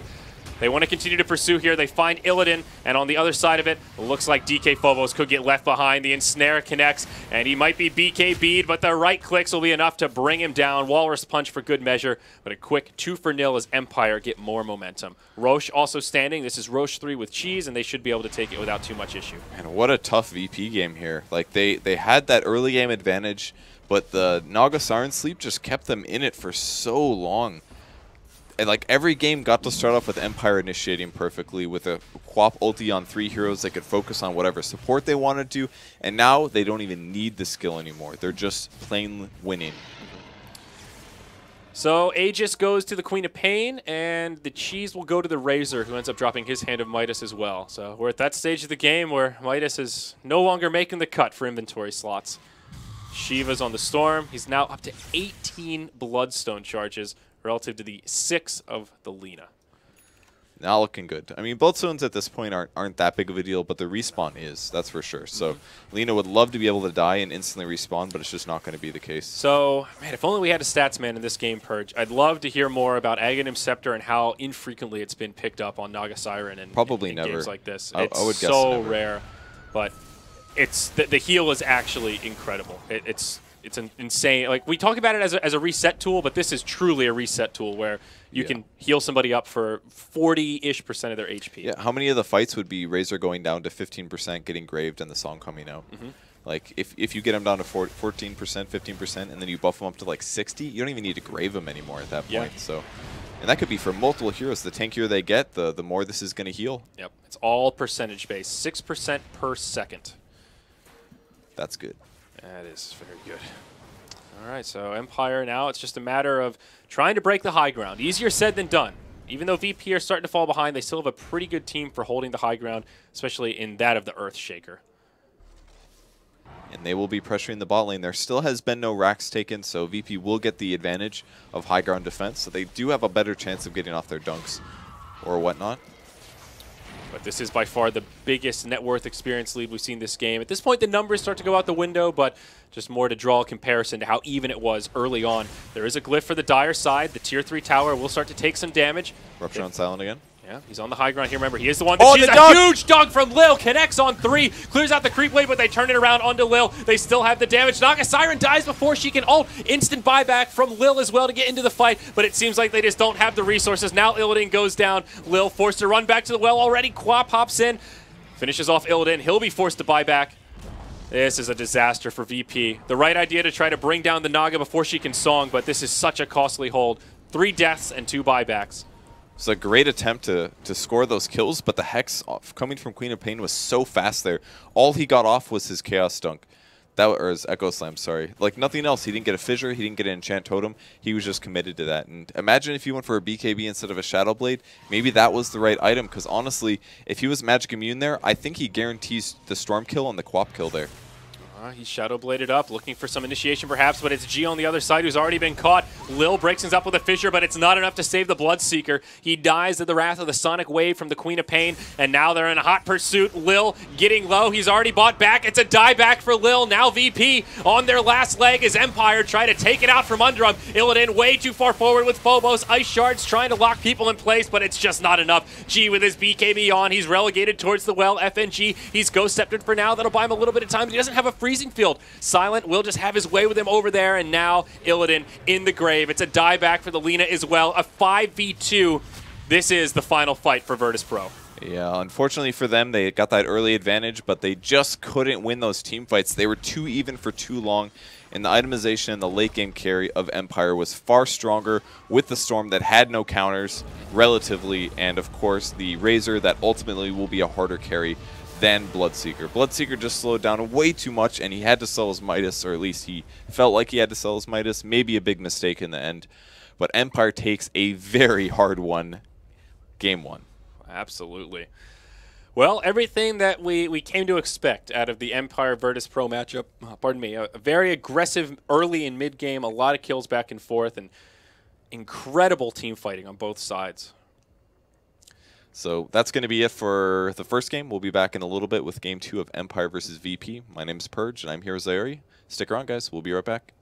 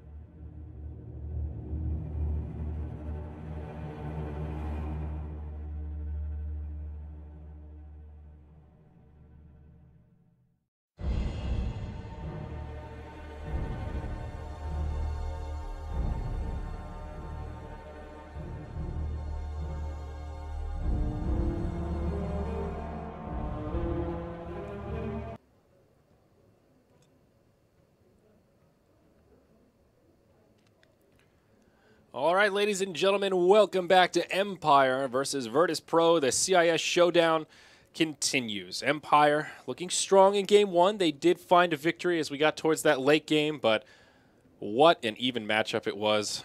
I have a bold prediction here, Purge. We're going to see a lot of kills in game number 2. I think so. And it wasn't even like pointless kills or anything. It was just genuinely trying to team fight and stuff happens to kills. It was pretty incredible. And I think another thing that was really interesting is that coming into the set, VP actually had a lot more points than Empire did due to getting the previous matchup BO2. They went 2-0, whereas Empire played 2 games yesterday and they only won 1 of the 4 games. So they came into this very much behind in a lot of ways. So they guarantee themselves at least 1 point from this match. They really need to win this next one so that they can remain in a decent position in the group. Yeah, definitely. Making top 4 in the group is what really every team is striving for. There's seeding advantages at every spot, but top 4 is that make it or break it between lower bracket, best of 1, elimination on the main stage, and upper bracket, best of 3. We have a safety net. So this is definitely a big series for Empire. And can't forget, we'll see Empire facing off against CDEC in the heat after this, directly to follow. So a lot on the line for Empire, for sure. I just noticed now that Empire's last tag is VP game. I was thinking about that as we were loading in, and there were a few times I caught it in the last game where it threw me off a little bit. There was probably a time or two I said, and VP, nope, that's wrong, wrong team. I'm not sure what VP game is, but very confusing. Maybe it's saying like this is the hype game of the tournament. This is what it comes down to, the best CIS team. I mean, obviously Navi is still in that contention, but I don't know. Who knows? Yeah, these two have definitely risen up in the ranks for sure. So very comparable opening bands. Not much too surprising here, but what will they take first? It's the Tusk. Wow, the first pick Tusk. Never seen that before. Rinse and repeat from game 1 of this series. Basically. So now, does Empire take Naga Siren, Queen of Pain? Is that the play here? That is the response from Team Empire. And you know what's really interesting is VP lost to the Naga last game. I feel like that was the reason their team fights went slightly too bad. And they still opened with the exact same draft. And they're still going to let them take Naga Siren. Now, this go-around, let's see. VP won the toss. They chose first pick, and Empire chose Radiant last game. And here it's Empire's turn to choose. They chose Radiant, and VP took the first pick. So we will see the same spread indeed. Empire, they really like that Radiant side, man. Yeah, some teams really like first pick. Some teams really like Radiant. And I saw EG doing a similar thing. They said, "Oh, if you want to take, if you guys want to take first pick, go ahead. We'll take Radiant again." And they just are totally cool with that. Ooh, slight change. All right, Empire switch it up. They'll be the ones to take the Bloodseeker this time, and this will hand over the Queen of Pain. I imagine that's what Virtus Pro is looking for here. So, yeah, that's the only difference. They decided they want the Quap, or the Bloodseeker, sorry. And Bloodseeker did do some amazing work in the early game last game. So maybe Empire's hoping to take that advantage and then have the fallback of the Naga Siren sleep to guarantee that they don't lose fights like they did in the last game. Yeah. The big problem for VP last game felt like that the Bloodseeker just he's not a strong enough core once you get past that like 45-minute mark. Yeah. As you mentioned, he has to stay an item up over his opponents to really have that carry power. And there comes a point where that's just not really possible unless you're really just balling out of control fight after fight. Yeah. At some point, he doesn't farm as fast as most other carries. Yeah. Like a Gyro can kill ancient stacks. He can farm AoE a little bit faster. His single target's maybe not quite as high, and his maybe right-click physical damage isn't as high in a team fight, but like Bloodseeker just simply can't farm as fast despite having Quelling Blade advantages in the jungle with Blood Rage. Yeah. So that seems to be time and time again where he's lacking. It's in late game. So Winter Wyvern, another change of pace here. This is the second pick for Virtus Pro. I thought we'd see a little more Winter Wyvern picks this tournament. Certainly we've seen her a fair bit, but not on the same level as someone like Tusk, for example. Definitely not. But he's still she is still a very good hero. She is a female Wyvern after all here, Purge. Yeah, it's so obvious. Look at her hair. But it's situational, I think, and it comes down to play style as well. Some teams like it, some teams do not. Like your third skill, Chilling Embrace, it's only good against physical damage. The Cold Embrace, Purge. Ah, you got me. So close. Cold Embrace. To be fair, Winter Wyvern probably has the most interchangeable spell names for what they do. I'm gonna call it Cold Embrace or Cold. Wait, it's Cold Embrace is the proper. Winter's Curse. Winter's Curse. I'm gonna call it Cold Curse from now on. Cold Curse. Then it's gonna infect me, and I'll just be saying random frost-like words whenever I see a Winter Wyvern. Freezing Curse. The Frost Blast. The Freezing Splinters. Wait, no, the Embracing Splinters. Ah, forget it. Queen of Pain makes it all the way through. Not banned out. Empire. They'll be happy to pick that one up. Well, I'm happy that VP banned out Dazzle instead because the hero just makes team fights so hard. And not only do they have to worry about Song, but they also have to worry about Grave. That's two supports that can basically reset the fight and break your chain of initiation. So having both of them in there, I think they realized was the issue. It was way too hard to kill heroes due to those both being options. So they let them get a Quap and a Bloodseeker, arguably two of the most popular heroes. Though I have seen, I believe there's a stat saying that most of the top picked heroes of the tournament actually aren't above 50% win rate, and Quap was in there. So while Quap is very strong right now, in my opinion, and her ability to reduce your HP down to 40% is very, very simple for her. She may not be the end-all, be-all OP hero in the patch. Yeah. I actually wouldn't say that she feels overpowered. I think she feels appropriately powered on the stronger end of the spectrum. Maybe that's just splitting hairs, but I mean, she's counterable. There are definitely ways to lock her down and deal with her, although there's no doubt that she's certainly very strong. Lina will be the third pick here for Virtus Pro. I thought it was a good carry for them last game, honestly. Illidan played it very well. Yeah. He's very good at predicting and playing against even Blink heroes. Normally, Lina is like a huge disadvantage against a Quap because it's very difficult to land your stun unless you Euls first.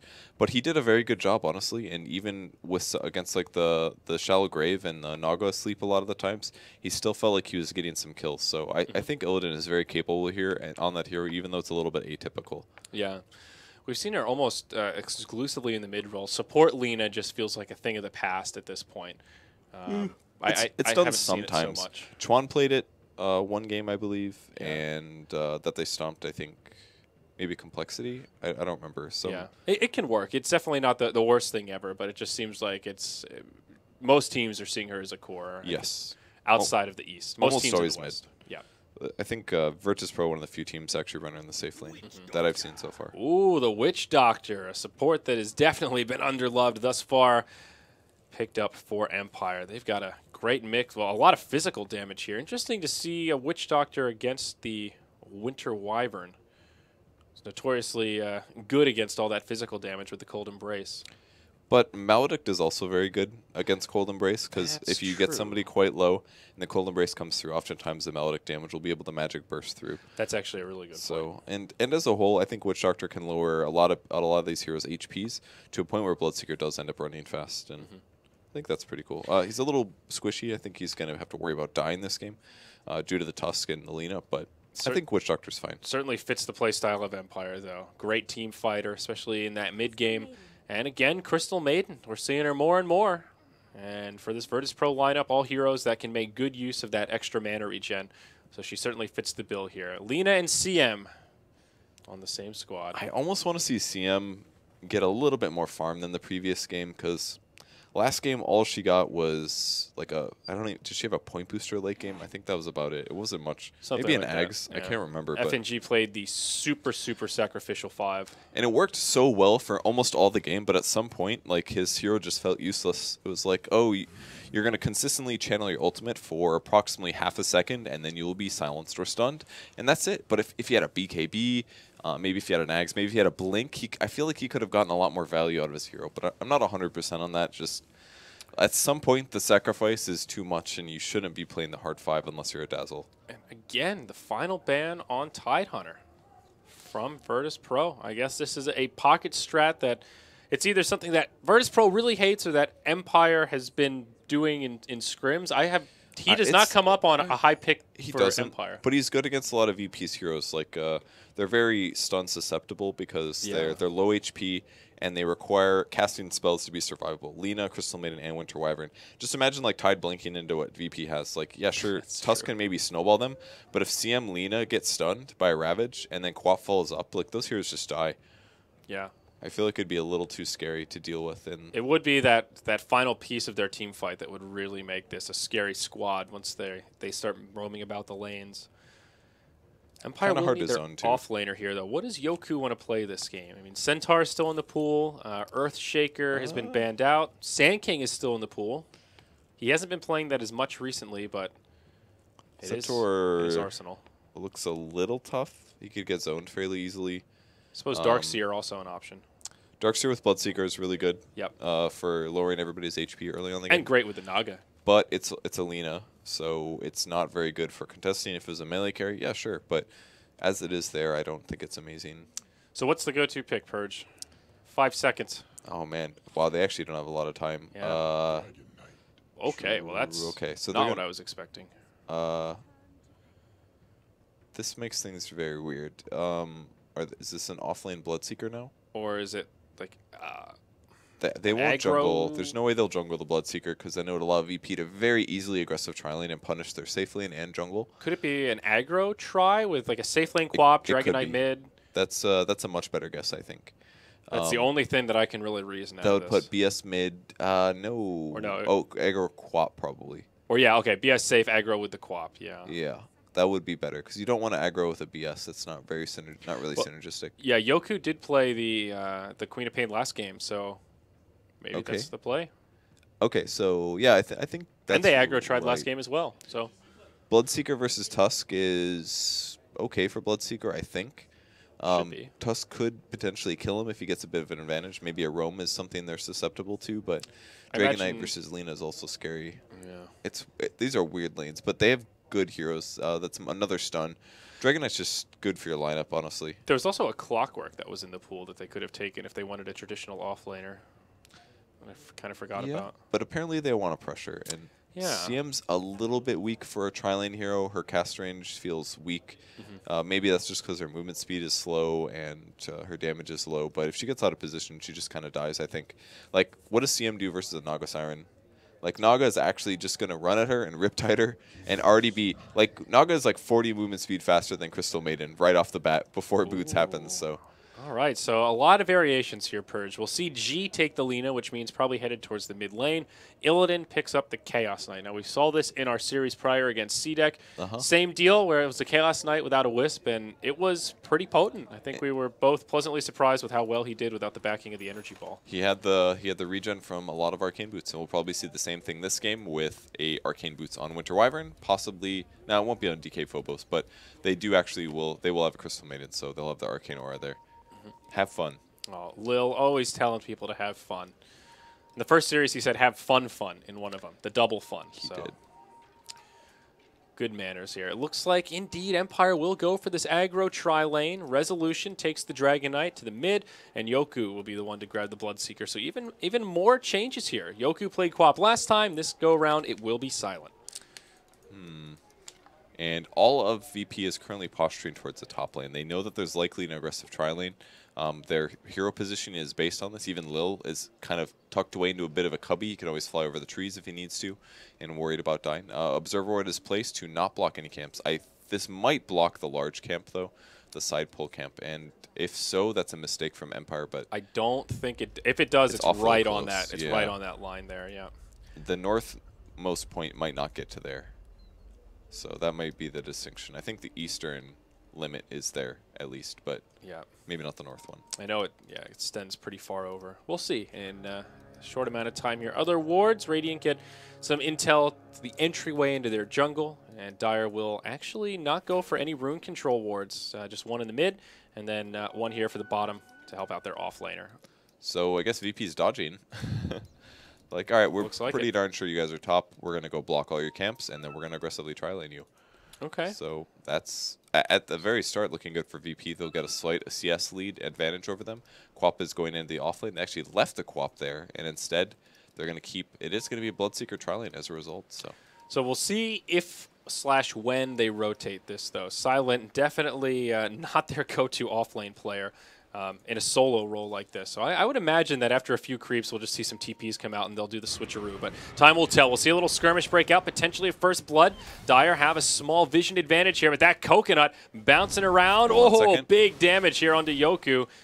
And they don't quite have the follow-up. He will live. FNG, though, on the other side of it, not going to live. That's always when a fly that draws the first blood on the Witch Doctor, and Empire will find some success in that first skirmish.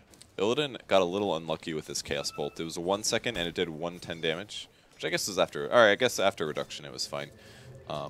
It wasn't the most unlucky thing ever. It did a lot of damage. There just wasn't enough follow-up to get the kill, unfortunately. And they even Arctic burned all 3 heroes there, so Lil did his best there, but there's only so much you can do with a Crystal Maiden. That's the lackings of the hero. 39 average damage, 280 movement speed. Obviously, Frostbite's a great level 1 skill at 150 damage, but that's all she can do. Yeah.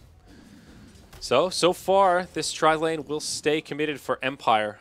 Yoku not rotating up. He could have bought a TP, and they're just going to go with this for now. So what does this mean for Silent? Up against a Tusk, Co-op should be just fine here, and completely dominating, actually. Tusk 0-1 compared to the 6-3 of Silent. That's not good. That is not good for Tusk. No, certainly not. And our mid matchup here, Lina versus Dragonite. You mentioned this in the draft.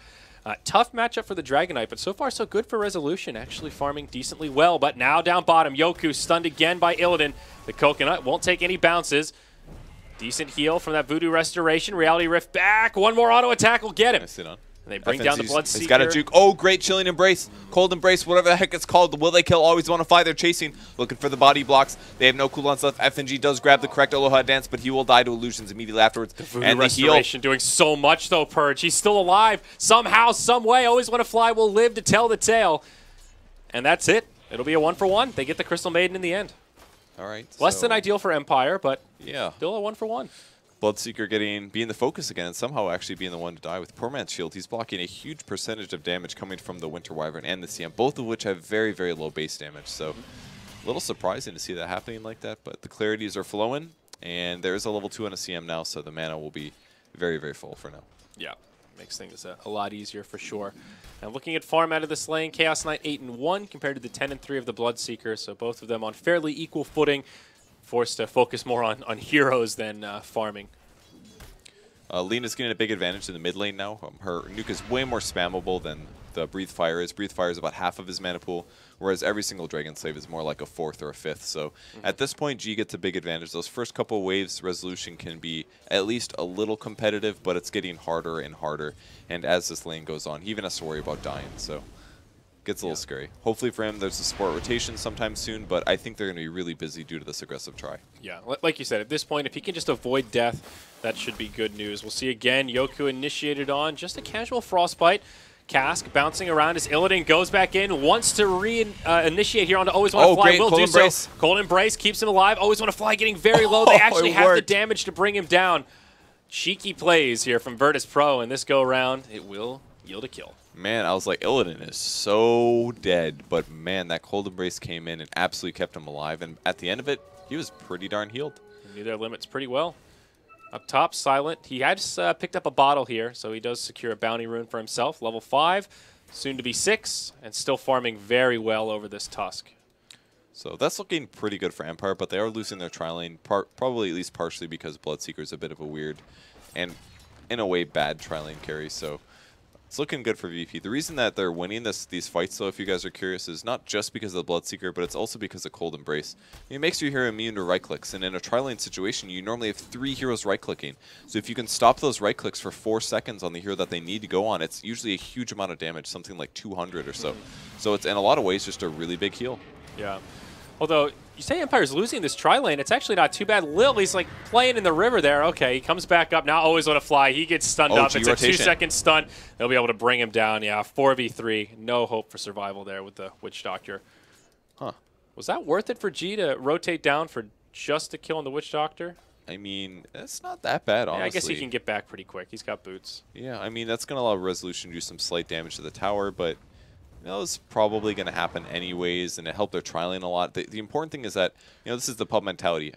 We need to win our lane, gank please. And G did that, and it worked out, and maybe he didn't get the kill, but it's helping his tri-lane a lot, and it's helping them get more kills. So just by giving, might have a kill on a little head dance here. Yeah, I'll try to chase him down, and nope, they retreat as he gets to the Just tower. by helping them get their own kills, it's basically like you're accelerating their farm with just one little sacrifice for yourself. You're basically sacrificing a TP and 4 or 5 kills, or creep kills. Yeah, the Bloodseeker moving into some neutrals now, but the Chaos Knight still isn't really pulling that far ahead in terms of farm. So VP are definitely winning this tri-lane, but it's not a complete stomp. Empire still holding their own. Oh, Reality Rift. Pump fake there. Illidan just playing with Yoku. There was a TP mid from Quap mid. Yep. Oh, Resolution now taking a lot of damage. Silent actually caught by the snowball. Gets off the Sonic Wave onto G, but it's just not enough. A 2-for-0 as Lina secures a double. Meanwhile, in the bottom lane. Okay, I thought a skirmish was going to break out.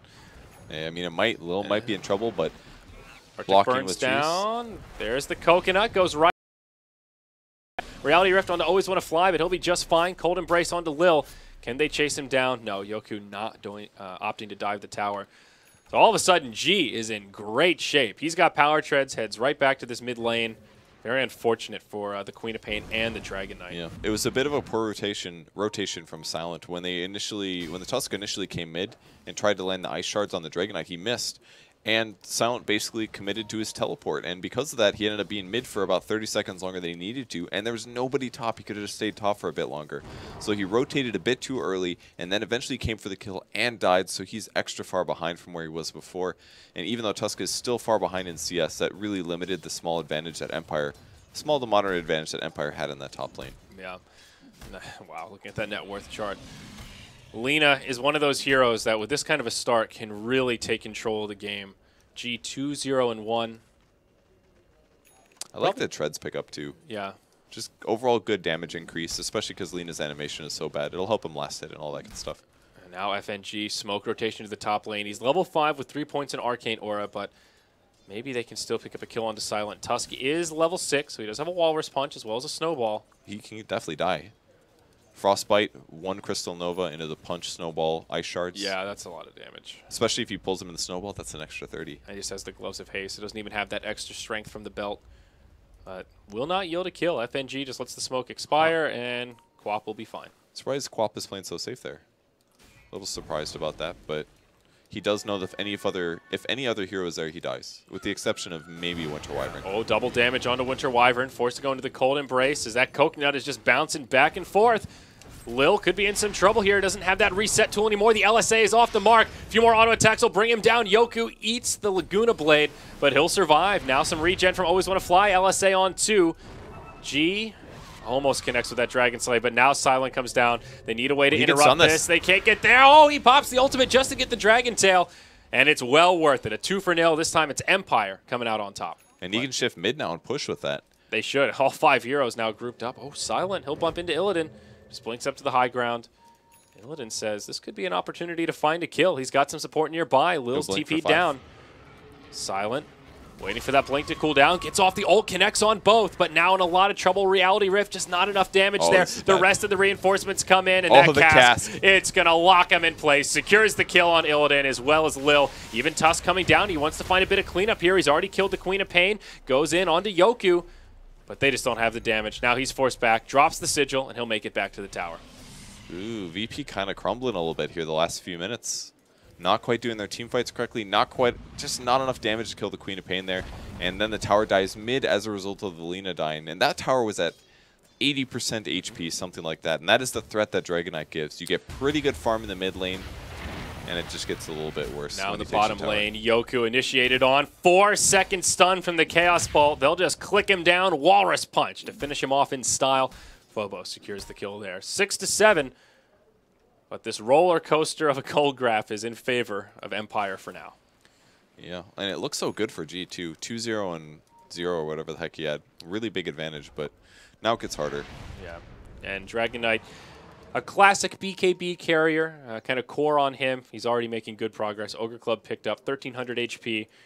He's getting past that window where Lina can just insta-give him, and now he can kind of stand on his own 2 feet. Doesn't have to play so defensively. He's also pretty good against the other heroes on VP's team. Very good against Chaos Knight, because Chaos Knight's mostly physical damage. Tusk does a Walrus Punch, which is a big bit of physical burst. And even Winter Wyvern, if he does get ultied by Winter's Curse, he's going to take reduced damage from his team. So I feel like the Dragon Knight really fits this game in a lot of ways. The only downside is the magic damage. But as long as his team backs him up, he's able to pop BKB as the fight starts. He's a really good pick for this game, and he's playing great. Yeah, so far so good. Even using that ultimate, at first it was just for the stun to secure the kill on G, but then he was able to capitalize on that tier 1 tower and make the most out of that ultimate, finding some efficiency there. Smoke rotation from Empire towards the top lane, and it couldn't come a moment too soon, as VP are all grouped up here looking to put some pressure on Silent. It was a 3v1 and good soon to be a 4v3. She's going to see him as they wrap around, and there's a wraparound. They don't have Song either, so... Oh, he actually lets him get within net range, throws the Frostbite. Oh, no. FNG, okay, they'll let him live for now because there's a big TP rotation. Resolution will use the Elder Dragon form, They don't have their Bloodseeker with them right now. Empire need to be a little bit cautious here. Sonic Wave connects on a few. They bring down the Crystal Maiden, but Laguna secures the kill on Quap. Buyback on the Quap, though, to get back into this fight. There's still a Tier 1 tower standing. Resolution on the run in Elder Dragon form. Turns for a Breathe Fire, but will fall. This buyback from Quap may not be worth it unless Yoku can do some serious damage. He pops the Rupture, comes in for some cleanup here. Illidan getting low, he'll fall. Now Lil in trouble, he goes down as well. A long range ensnare onto Phobos, that locks him in place as G stands on the backside. Silent comes in with a scream, Song of the Siren to reset. That would have been a kill on Silent. Now he can sip the bottle, great play from Aloha Dance, and now VP in trouble. Purge, Lena's down, FNG's come back to the fight, but to what avail? He'll be forced to turn tail and run as Phobos gets locked in place, hit by the Blood Right. This Tusk will be carved up. Oh, he's going to get him, I think. Oh, this will be close. He's going to have the mana. I think he's got him. He's got him. There we go. Okay, so a little counter kill there, but that's a mega kill streak ended by Yoku. The fight's we're not not over done yet. Always want to fly is on the run. FNG and Lil trying to bring him down, but they don't have the damage to kill him through the Voodoo Restoration. Winter's Curse, still not enough damage to bring him down through the Voodoo Restoration. Illidan got stunned. He would have had that otherwise. Yeah. All right, so about a 3-minute fight. Pretty normal stuff. Did anyone win there? I'm not sure. It was really back and forth. 11 to 11. Empire got a lot of experience out of it, that's for sure. Gold gain kind of nullified by the buyback on Silent. This is the typical VP Empire game, basically. They run at each other and they fight and they fight and they fight. And I don't really see them doing overly aggressive things. It's just like things just keep happening and the fights get delayed and delayed and delayed and they just keep fighting. So in the end, close to a break even. No towers taken. The only resource used there really was the buyback on the Quap. So Silent closing in on level 11. Almost has that level 2 Scream. Looks like he wants the Orchid first item, but still pretty far away. G shifting to the offlane, a little weird for him. Picks up the Yule Scepter recipe about 300 gold away from his next item, and instead TPing to the top lane. He did show on an Observer ward from the Radiant team, so looks like they're just waiting for him to set up. But instead he goes top, and now they're seeing him top, so now they also see the Observer ward. This ward did a lot of work just now, and that's going to allow Empire to get some good advantage in the next couple of minutes. Yeah. And now they'll group up to pressure this Tier 1 down bottom, it looks like, or at least utilize the Elder Dragon form. Resolution will pop it right away, and still making good progress towards his BKB. If he can keep sieging these towers at this rate, he'll have it in no time. FNG trying to clear up the creep waves, but the rest of his team is occupied up top, stationed about to pick off Silent, but Silent just says, well, a lot of heroes missing off the map. They've got a ward down here. I'm just going to head back to safety. And this may just yield a free Tier 1 tower here for Empire. Yeah, Empire really needs this tower advantage just because their heroes are a bit more early focused and greedy cores with Bloodseeker, Quap, and Dragon Knight. If they do get those core BKBs up, though, I feel like they can just run right over VP. Yeah. VP trying to exchange towers here, but FNG gets ruptured. They'll TP in, Blood Rights there. Lil will get silenced, but still manages to get off a Winter's Curse onto Yoku. Very minimal damage to follow up. Now Snowball, Walrus Punch, just not enough. Crystal Maiden falls off to the backside. Yoku taking a lot of damage, but this Death Ward, it's channeling, and oh boy, is it. Lil will go into the Cold Embrace, but it's just not enough. They finish off the Bloodseeker, a 1 for 2. Now the reset from Aloha Dance. Resolution, he's trying to line up the perfect Breathe Fire here. Quap ulti as well, here it comes, grabs 2. Cask bouncing as well, landing on important here. G's in trouble, he gets bursted down. It's actually going really well for Empire, and Illidan is on the retreat, about half HP for him. Last pick off, can they grab DK Phobos? Oh, it's looking like it, but Crystal Maiden will TP to the Tier 2. Decent Ice Shard, so there's still a path to get by. Maybe they can turn on to Always Want to Fly. He's got the Voodoo Restoration on, but Breathe Fire, limiting the damage that that Illidan can do. They will indeed finish him off, and at the end, that's a 3 for 3. Another one of these close team fights. Both teams taking out a Tier 1 tower as well. Very even trade. Man, these fights, they just don't stop being crazy. Yeah. Armlet up on Chaos Knight now, so some big plus damage coming for him. Bloodseeker actually going for a bit of a weird build. Maybe not a weird build, but at least in the pro scene, we haven't seen the Blade Mill picked up yet. But he goes for the Blade Mill. I feel like that's really poor against Chaos Knight. It's pretty good against Tusk, I guess, if you can cast. Yeah, you can always cast that before the snowball hits you. And decent against CM as well. Yeah, it's okay. Doesn't seem like an obvious pickup here. The one great thing about Blade Mail is it gives you a nice rounded amount of stats in terms of why am I not articulating this properly, Purge? Cost-effective stats. That's what it gives you. You did on top of the active. So maybe just a sign that Empire wants to continue with this high-octane kind of play. And Blade Mail certainly fits well with that. Now we'll see Tusk get initiated on here by Silent. Hops into the Snowball, goes to the Illusions, and he'll be just fine. I like the Max Frozen Sigil that a lot of Tusks have been going for a second. The Snowball, as long as you get enough stun duration to follow it up with a punch, you're in a good place. But the Frozen Sigil attack speed reduction is just so good. It's like having a Shiva's up at all times. So, yeah. Aloha Dance might die. He doesn't have Song, actually. Very, very easy kill there for Illidan. Yeah, Not quite sure why he was there, but... Yeah. The other thing about the Sigil, not only does it scale well, but the mana cost stays the same. So it's not really a value point at that first level. I guess none of Tusk's abilities change except for Walrus Punch, but yeah. Sigil, what an incredible spell. It really is. It's insane. That's really good. BKB's up on Dragonite. He's got the Wand BKB. So tons and tons of armor. He's going to have Magic Immunity now. And now it becomes a lot harder for VP to deal with this. If he gets in a good position and he feels like the chase is on, Breathe Fire the enemy team, Bloodseeker will run fast. He pops BKB, and he wants to kill probably Lina first, but he is totally going to settle for Crystal Maiden if he can take her as well. Yeah. Silent putting some pressure on this Tier 1 tower up top. Does force out the Glyph, and so far no TP reactions from VP. With this tower kill, Silent will be at Orchid money. So that's another big item pickup here for Empire as they continue to get more momentum. Yeah, there you timing. Go. Especially given that he was an off-lane Queen of Pain as well. Well, sort of. It was a 1v1. Oh, yeah, you're right. It was a so 1v1. Never mind. Strike it from the record. Yeah. So But Orchid is up. That'll be very, very good to catch. Probably Lina's got Yule, so she's a little fine. But most importantly, probably either Tusk or Winter Wyvern. Smoke comes from VP. I feel like they smoke a lot.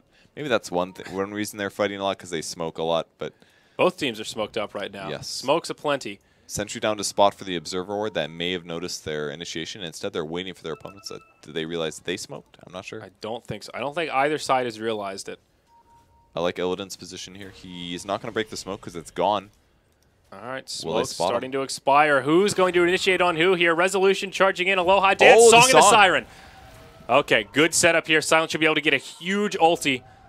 Blood Right as well. Oh, this is going to be disastrous for VP. Even the coconut bouncing around. Sonic Wave connects on at least 2. Always Want to Fly will take some big damage, but Tusk and Lina have already gone down. Lil just can't do anything. Completely isolated. He'll fall as Illidan tries to TP home. He will make it, but just barely. A 1 for 3, and Empire only concede their support Witch Doctor. Seemed like such an easy fight for Empire there. That Song setup just did major work that time. I mean, they don't really have anything that can stop it. And they have Blood Right to combo with it. So not only do they have the sleep, but they can guarantee a silence on the entire enemy team. 5-second silence. What can VP do to stop that? Stay spread out so they don't all get silenced. That's about it. I mean, it's AoE's so big, though. Yeah, there's no easy solution here. Always Aloha Dance. He'll go down FNG with a nice freezing field on the backside. They will repel Resolution. Gets clipped by an Arctic Burn. That'll slow him down a little bit. Can they actually close the gap here? There we go. Reality Rift connects, and they will get a counter kill. Resolution without a BKB. Okay. Limited options. I'm so surprised they got that. At first I thought Illidan was dead, but really it just appeared to be a bait.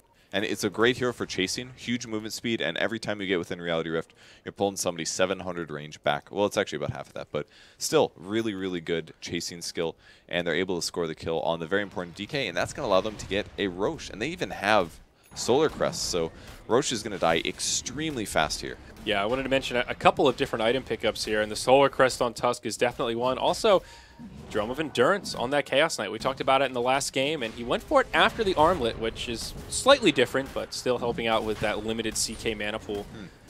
The movement speed will be good for his team as well. They're a bit outclassed in terms of like Quap and Bloodseeker, so some of those slower heroes like Winter Wyvern, you never know, it might make a difference. And instead of going for the Aghanims next, Quap will just go for a BKB of her own, kind of like you were mentioning. Once they get all that magic immunity, BP can't deal with them nearly as easily. They do get Roche, though, and Illidan Storm Rage now has himself an Aegis of the Immortal. So another problem with having Armlet here on Chaos Knight is his HP is probably going to be low. Like, Armlet tall gain's cool and all, but it guarantees that Bloodseeker runs really fast. That might come back to bite them a little bit later, but it's still such a good damage item. You get about 60 damage for 2,400 gold. You just can't pass it up if you're playing Chaos Knight. Yep. Now they'll pressure this Tier 1 tower in the mid lane. Empire split around the map. They'll pressure the Tier 2 in the top lane. They've got a few heroes here stationed up in the mid. See if they can mount a defense at this tier 1, or if they even choose to. There is a glyph for the Radiant, perhaps waiting for VP to commit something. Dire have a glyph, but they won't burn it. Instead, there will be a rotation back to mount the defense. There's the glyph for the Radiant, and Snare onto Illidan. No Cast from the high ground. No bounces. Cold Embrace. That'll keep him safe. There's the Rupture. Ulti's well in Resolution. Can they kill him right now? If they do, it's going to be so big. Oh, the Snowball comes in. He's dead. No BKB for him. Illidan will end up falling, but that's just the Aegis. Great fight for VP there, countering out the Naga Sleep. That just now comes out, just trying to stop them from chasing, but that's not the best retreat and use for that. That's a 3-minute cooldown now, and this is the time for VP to pressure on. It's huge for VP. They throw away the Aegis, but they get the kill on the tower. It's not denied. They get the Dragon Knight, and like you said, Song of the Siren on cooldown, even the Death Ward on cooldown. Everything is on cooldown here, so they can start to take some fights if they want to, but nope, they'll just back up. I thought they might pressure that tier 2 a bit more, but they will play it safe. All right. Well, they're in a good spot. I really thought this game was looking one-sided with that last fight, but once again, VP Empire continues to be an amazing match. Yep. As soon as one team starts to pull ahead, they either overcommit or the other team just makes these kind of clutch plays out of nowhere. Yeah, the chain stun into the chain stun into the dead Dragon Knight before he uses BKB, and then they lose the fight. Reaver picked up on Chaos Knight. Yeah. That is a dangerous item to have because, bam, 500 more HP for Chaos Knight, 500 more HP for his illusions, and both him and his illusions get 25 damage. A huge increase here. And Tusk closing in on presumably a Blink Dagger coming up next, 1,600 gold to go with his Solar Crest as VP continue to take outer towers. Tier 1 in the bottom lane will be glyphed up, and again, Silent at his same old tricks, trying to split push in the top lane for this Tier 2. He'll be able to do a little bit of damage, but VP can come back and mount the defense if they so choose. Glyph has been used, but no defense. A little surprised about that because I feel like they are ahead at this point. Yeah. Maybe they're just scared to split up. Maybe they're worried about like Naga sleeping them as they try to escape. Well, actually, Naga was on top, cooldown for another 80 seconds. Yeah, good point. I don't know. I feel like if you're ahead, you don't trade a tier 2 for a tier 1. But maybe that's a mistake in this position when they had all of their heroes together on the other side of the map. Always want to fly the lone defender down here with the cask bouncing around. But VP, yeah, not going to dive this. Yeah, I guess they give up. So they traded a tier 1 for a tier 2. Not the best trade. But they also pressure their opponents a bit. Well, 3 BKBs now purge. Bloodseeker will get his, as will the Queen of Pain, just about at the exact same time. Okay. Chaos Knight still does really good physical damage, so they've got that going for them. But Bloodseeker's definitely going to be a threat now. They do still have the safety net of Cold Embrace, 4 seconds of physical immunity, and he's also building towards a Glimmer Cape, which will help against some of the other heroes. And they have lots of stuns. You know, they could do Chaos Knight stun into Tusk or Winter's Curse into Tusk or into Chaos Knight. If they can chain stun these guys, their Black King bars aren't going to mean anything. So it's going to come down to the Naga setup, because if the Naga setup comes, their BKBs better not be late. Well, it's interesting you bring up setup, because Blink Dagger, the next item on Dragon Knight after his BKB, and that's a great way to start off a fight. You can blink in, Dragon Tail, and get that kind of initiation you're looking for. It's such a good stun. 3.25 second stun on a 10-second cooldown, or a 9-second cooldown. Yeah. So amazing. And with the blink here, he doesn't even necessarily need to use his ult to get a gank off now. That's the cool part. So it gives him a lot of mobility, of course. FNG still playing this very sacrificial 5. You're mentioning in the draft, maybe CM getting a bit more farm could be advantageous for VP, but FNG sticking to his guns. He's the poorest in the game, and well, just buying consumables now that he's got himself Tranquil Boots and a Magic Wand. So everybody's pretty full. They're meandering towards the tier 2 tower mid. And VP's in pretty good position as well. I like the blink on DK Phobos. Obviously, you build it every Tusk game, but he can sit really far back, and that way the song doesn't catch him. And that's basically the position of VP right now. They're watching for the Naga, and they're trying to see where he is, and they're trying not to get caught up. This is dire vision we're looking at here. They've got intel on pretty much every one of Empire. This ward that FNG just put down coming in handy. And if reading what Empire might want to do in the next few minutes, very heads-up play.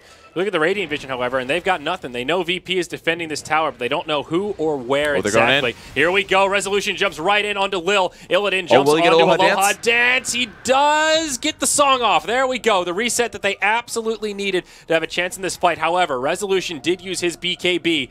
We'll see if Empire can still do it. They want to continue fighting. Death Ward is channeled. Out comes the Snowball onto Always Want to Fly. Naga, the first casualty of this fight. Seems like VP VP might be able to do it here. Resolution taking a lot of damage as Silent goes in deep. He'll finish off Lena, but now Illidan, he's left all alone. All of a sudden, he gets blown up. It's a 1 for 2 with Empire now getting the edge. FNG gets ruptured. Will try to TP home. Yoku just turns to focus onto Lil. Cold Embrace buys him a little bit of time, but to no avail. He will fall 1 for 3 now as Phobos does escape.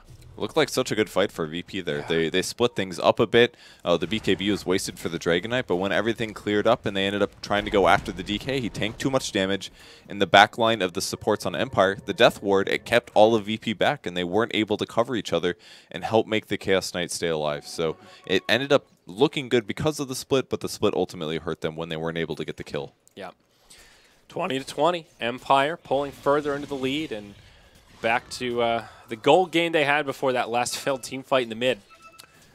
So things looking pretty solid for our Radiant side. Item progression-wise, they haven't found too much since that last fight, but Witch Doctor making progress towards the Aghanim Scepter, one of the scarier items on this hero for sure. Yeah, they have one solution, like we said earlier, with the Cold Embrace, but that's pretty much it. The other heroes are pretty vulnerable, especially the once core. you get in Aghanims, it's not so much of a tool to work against it because you can just bounce off the ice cube. That's true. It's like a further ward point, basically. Yeah. So definitely can still do a bunch of damage. It will save that one target, though. It's very good against Lena as well. As a core, she's very weak to physical damage, and it's hard to get the stun off if you're farther away. They're going to find Yoki, pops a BKB, but they counter immediately with the Winter's Curse, and that should be a kill. Could he still live here? There's no support nearby. Ice Shards to block him out. Ice Shards. They will be successful, but now the teams here always want to fly. Oh, he's my going gosh, in. Illidan goes to the low ground. His team can't quite get there. Laguna Blade onto Yoku. They do get the kill. Witch Doctor as well. All right, the bold play from Illidan proved successful, but boy, was that aggressive. Really was. DK Phobos is pressuring forward, but they will all retreat. And a double kill for them. That was really good. And they got the BKB charge off of the Bloodseekers down to 8 seconds now. What did Chaos Knight lose? Nothing. Just did a bunch of aggressive stuff, and it really worked out. He even ate an Orchid, too. And what's coming out on the courier? That's a heart recipe. So now just a vitality booster away from the full-hearted Tarrasque on this Chaos Knight. Yeah. That tends to be that key item at this stage of the game when he goes from manageable to a really scary force that becomes a lot harder to kill. It's all about the damage increase and his crit levels. And now he's got 4 crit levels, so in the 10% chance that his illusions crit, they do triple damage. So the heart gives you 40 damage, the armlet gives you about 60 or so, maybe 25 because it only gives you strength damage. Yeah, I guess about 25. But you're getting a lot of damage from your base stats and from the armlet and the heart. And if your illusions crit, if you get a little lucky, you could crit with like 2 of them and end up doing somewhere around 1,000 physical damage in one little reality rift, and that might just be a dead Naga Siren and defeat the purpose of the reset. Now, Purge, I wouldn't call myself a connoisseur of crit text, but Chaos Knight's mojo gives him the ability to do bonus damage. I've never... It's interesting use of that noun there. I like there's actually very little flavor text in Dota 2 compared to Dota 1. He's Dota just 1 got had all a that lot. mojo. That gives him a chance to do bonus damage. But those first couple of heroes, I think they tried really like, we're too busy. We can't do this. I like it. It just cracks me up. It's good stuff. It's actually one of the worst crits in the game because you just multiply the critical damage by the critical chance, and it's basically a 30% increase in damage. Whereas if you look at something like Blade Dance on Juggernaut, it's like 35% for 2 times damage or something, way more. Even the Wraith King crit, I think, is better than CK. I believe so, when it's maxed out. The weak part about the Wraith King one is the first point is absolutely atrocious. Yeah, it's like a 25%. You like crit, and it's like 76 damage. Yeah. Like, wait, why did I scale this ability? What a waste. Yeah, Empire did just smoke towards the Roche pit, but I guess they were thinking that VP were in there because they exited immediately, not looking to Roche themselves, at least not quite yet. They do have some good vision control, though. Is this their Observer Ward up here? Yeah, it looks like their Observer Ward. Yep. Dire Sentry, they may be able to clear this out as they pass through. They'll probably scatter with the Sigil, I would think. Quite possibly. Sigil already flying through. Also, Aghanims is upgraded onto Lena now, so she can cut right through those BKBs. Still only level 14, so little ways to grow, but always a big item pickup on her. Yeah, that'll help a lot for sure. And the lower cooldown is just so big. Like, she can actually go for solo kill. She's got Orchid, but I feel like she hasn't been able to use it at all this game.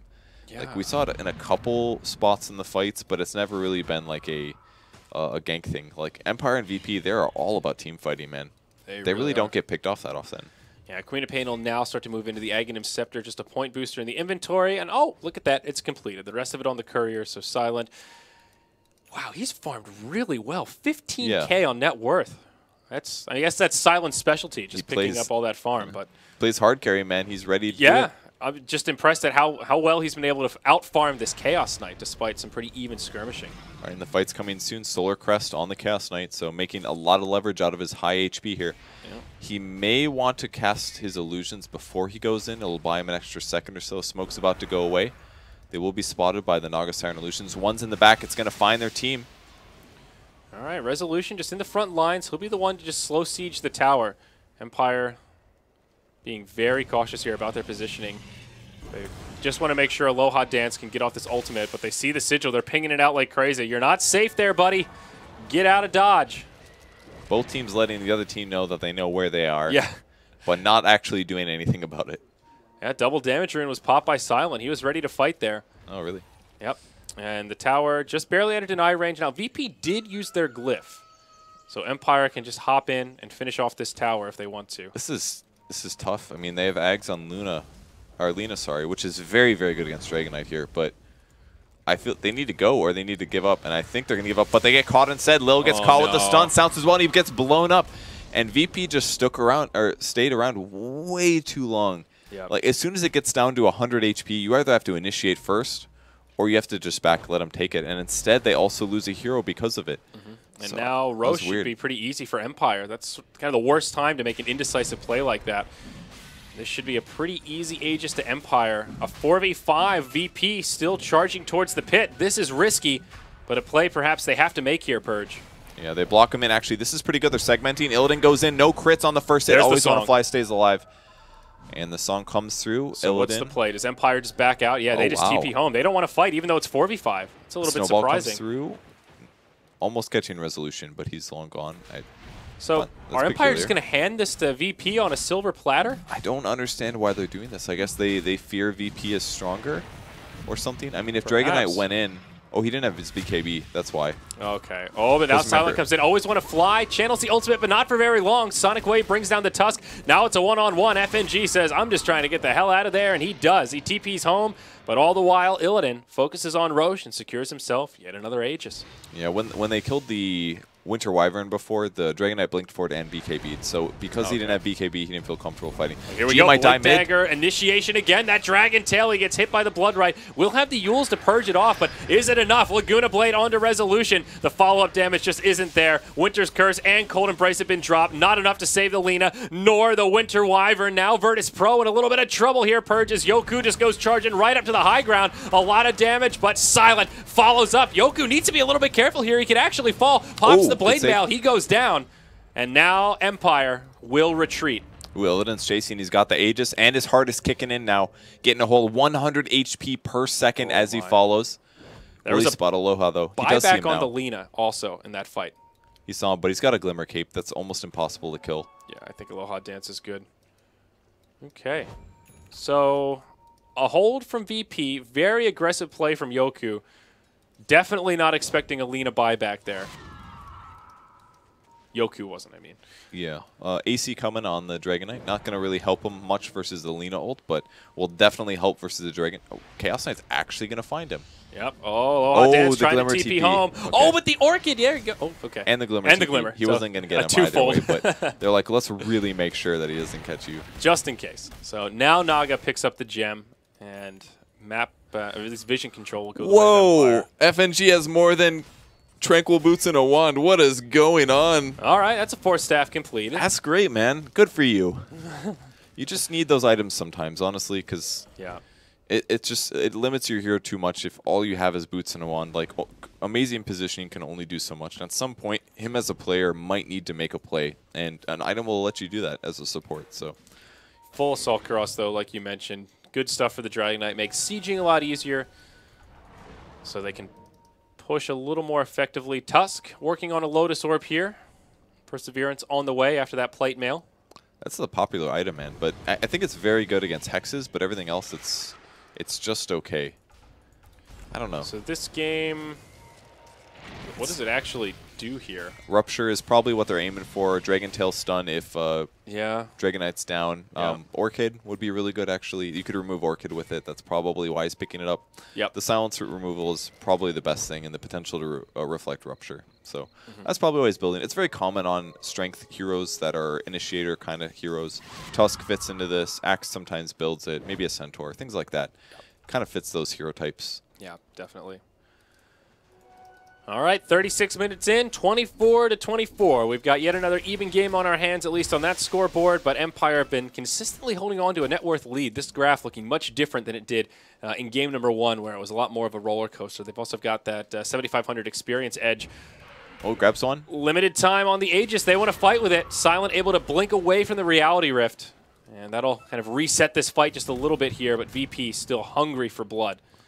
They will save the ward. Mirror image wasted here by Naga Siren, and they are looking to chase. Empire just trying to get into a better position to take a fight. Looks like they'll... Oh, thought they might wrap around and defend their tower. They're going to come around the backside. They really want to kill that ward. Oh. Here it comes. Gank the ward. Yes. They may still fight, though. That vision advantage is really important because now VP doesn't know where Empire is moving. They're trying to use the sigil to scout things out, but Empire says this is a little dangerous. They know we are over here. We're just going to walk around. They already got the tier 2 tower, so pretty good for VP here. And they're ready to go high ground. Armlet, Heart, and an Ultimate Orb with that Drum of Endurance means Chaos Knight's big. Oh, he got an extra spawn. Oh, how lucky here. Glyph comes out straight away. He's got about a minute left on the Aegis. Quap uses the ult to try and soften up the illusions, but they're all still BKB. so tanky. Oh, they're almost dead. Yep, Dragon Knight BKBs now, and the Blood Right helps finish him off as well. Illidan gets low, but will be Glimmer caped, and they'll actually rupture that. Pretty much what the Chaos Knight wanted. Yeah, that'll utilize the Aegis, but now can they kill him again? That's the big question. He's got a lot of support nearby. Phobos goes blinking on in. Walrus Punch. And we'll 4 seconds stun on the Naga. Will she go down? She does die. Oh, my. Laguna goes out onto the Queen of Pain as well. Now Illidan taking a lot of damage. The Cold Embrace will keep him alive, but this Death Ward doing a good amount of work. Illidan on the run, but do they actually have the damage here? It's Empire that's starting to run low on resources. Throws a 3-second stun out onto Yoku. Oh, the snowball saved him. Can he armlet toggle? Oh, he's still alive, but just barely. No, he finally dies to the Witch Doctor, but it'll cost the Witch Doctor his life as well. Now G falls as he tries to retreat. Silent looking to bring down Lil. Glimmer Cape buys him some time. It's Ring Around the Rosy. Can Lil find a safe spot? He can, but Phobos can't. He's got a TP and won't be able to make it out. Silent. Godlike streak for Silent as all 5 are dead on the side of Virtus Pro. Man, the game is so tough for VP here. I feel like Silent's playing amazing, but it's so hard to lock her down. Like, G's impact has not been felt as a mid hero. He just hasn't been able to consistently get kills, and that's because there's so many Black King bars in this game. He can ulti one guy, but only takes away half their HP, and if they don't start the fight off with a Walrus Punch, they're not going to win this game. And consistently, the fights are starting in with Chaos Knight going in first, and it has to be a chain stun. But if it's not on the Naga, it's not going to work, and that's the hard part about this game. VP's just not getting the initiations against the one hero they need to. A noble effort, FNG, but he'll end up falling here to Silent, continuing that beyond godlike streak, adding a 6th kill to the mix. Now VP forced to Glyph to try and buy some time for this tier 3 tower that Silent's laying into. He'll be able to secure this. Barracks may stay standing at least for a little while. TP's straight away as Chaos Knight and Winter Wyvern respawn. They will repel, but this game's starting to look a little bit shaky for Virtus Pro Purge. Yeah, it's definitely looking a lot worse. I mean, they used the Phantasm, the Chaos Knight ult, but they just got cleared out. They did barely any damage to the high ground. I think he needed to wait to save that until after he died, perhaps. Like, once that is gone, Chaos Knight's damage is far, far less. But like I said before, it's just so hard to start fights. They have to kill the Naga Siren first, or there's no way they're going to win the fights. Or they need to maybe silence her first. But if they don't find her, she's just going to Song of the Siren in their initiation, and things are going to get turned around completely. So really hard initiation. I was happy for them because they didn't have to play against a Dazzle, but it's still just so hard. Interesting item pickup here from Silent. He'll go for a Refresher Orb on the Queen of Pain. Actually has it completed. So good with this kit. That'll be a double BKB, 2 Orchids. Of course, all of those spells will be refreshed. This is a really smart pickup.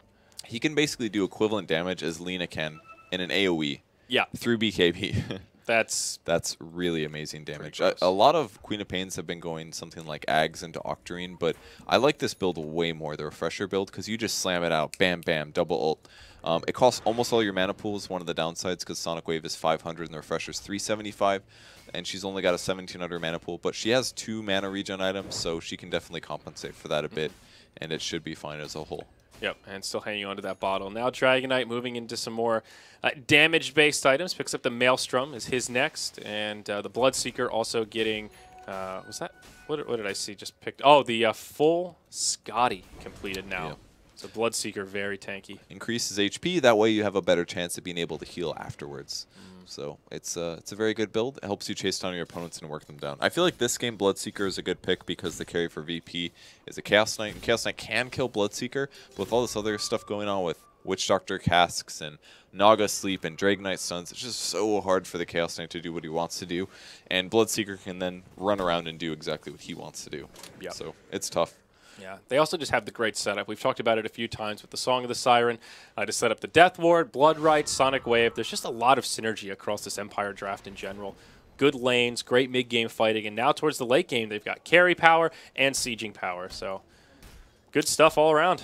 Dragonite might go in on mid, 3k HP on the Chaos Knight. He'll follow him for a bit. He's got Invis for another 10 seconds or so, and everyone on the Radiant team's converging. Look at that map. There's a stun. Couple hits. Reduces the damage as well. There will be a stun soon. He's got a blink, dodge it, and instead he ultis to get the slow on Illidan. There's the Silence, the ultimate as well. Cold Embrace, keeping his HP up, and Silent wants to kill on Winter Wyvern. He refreshes.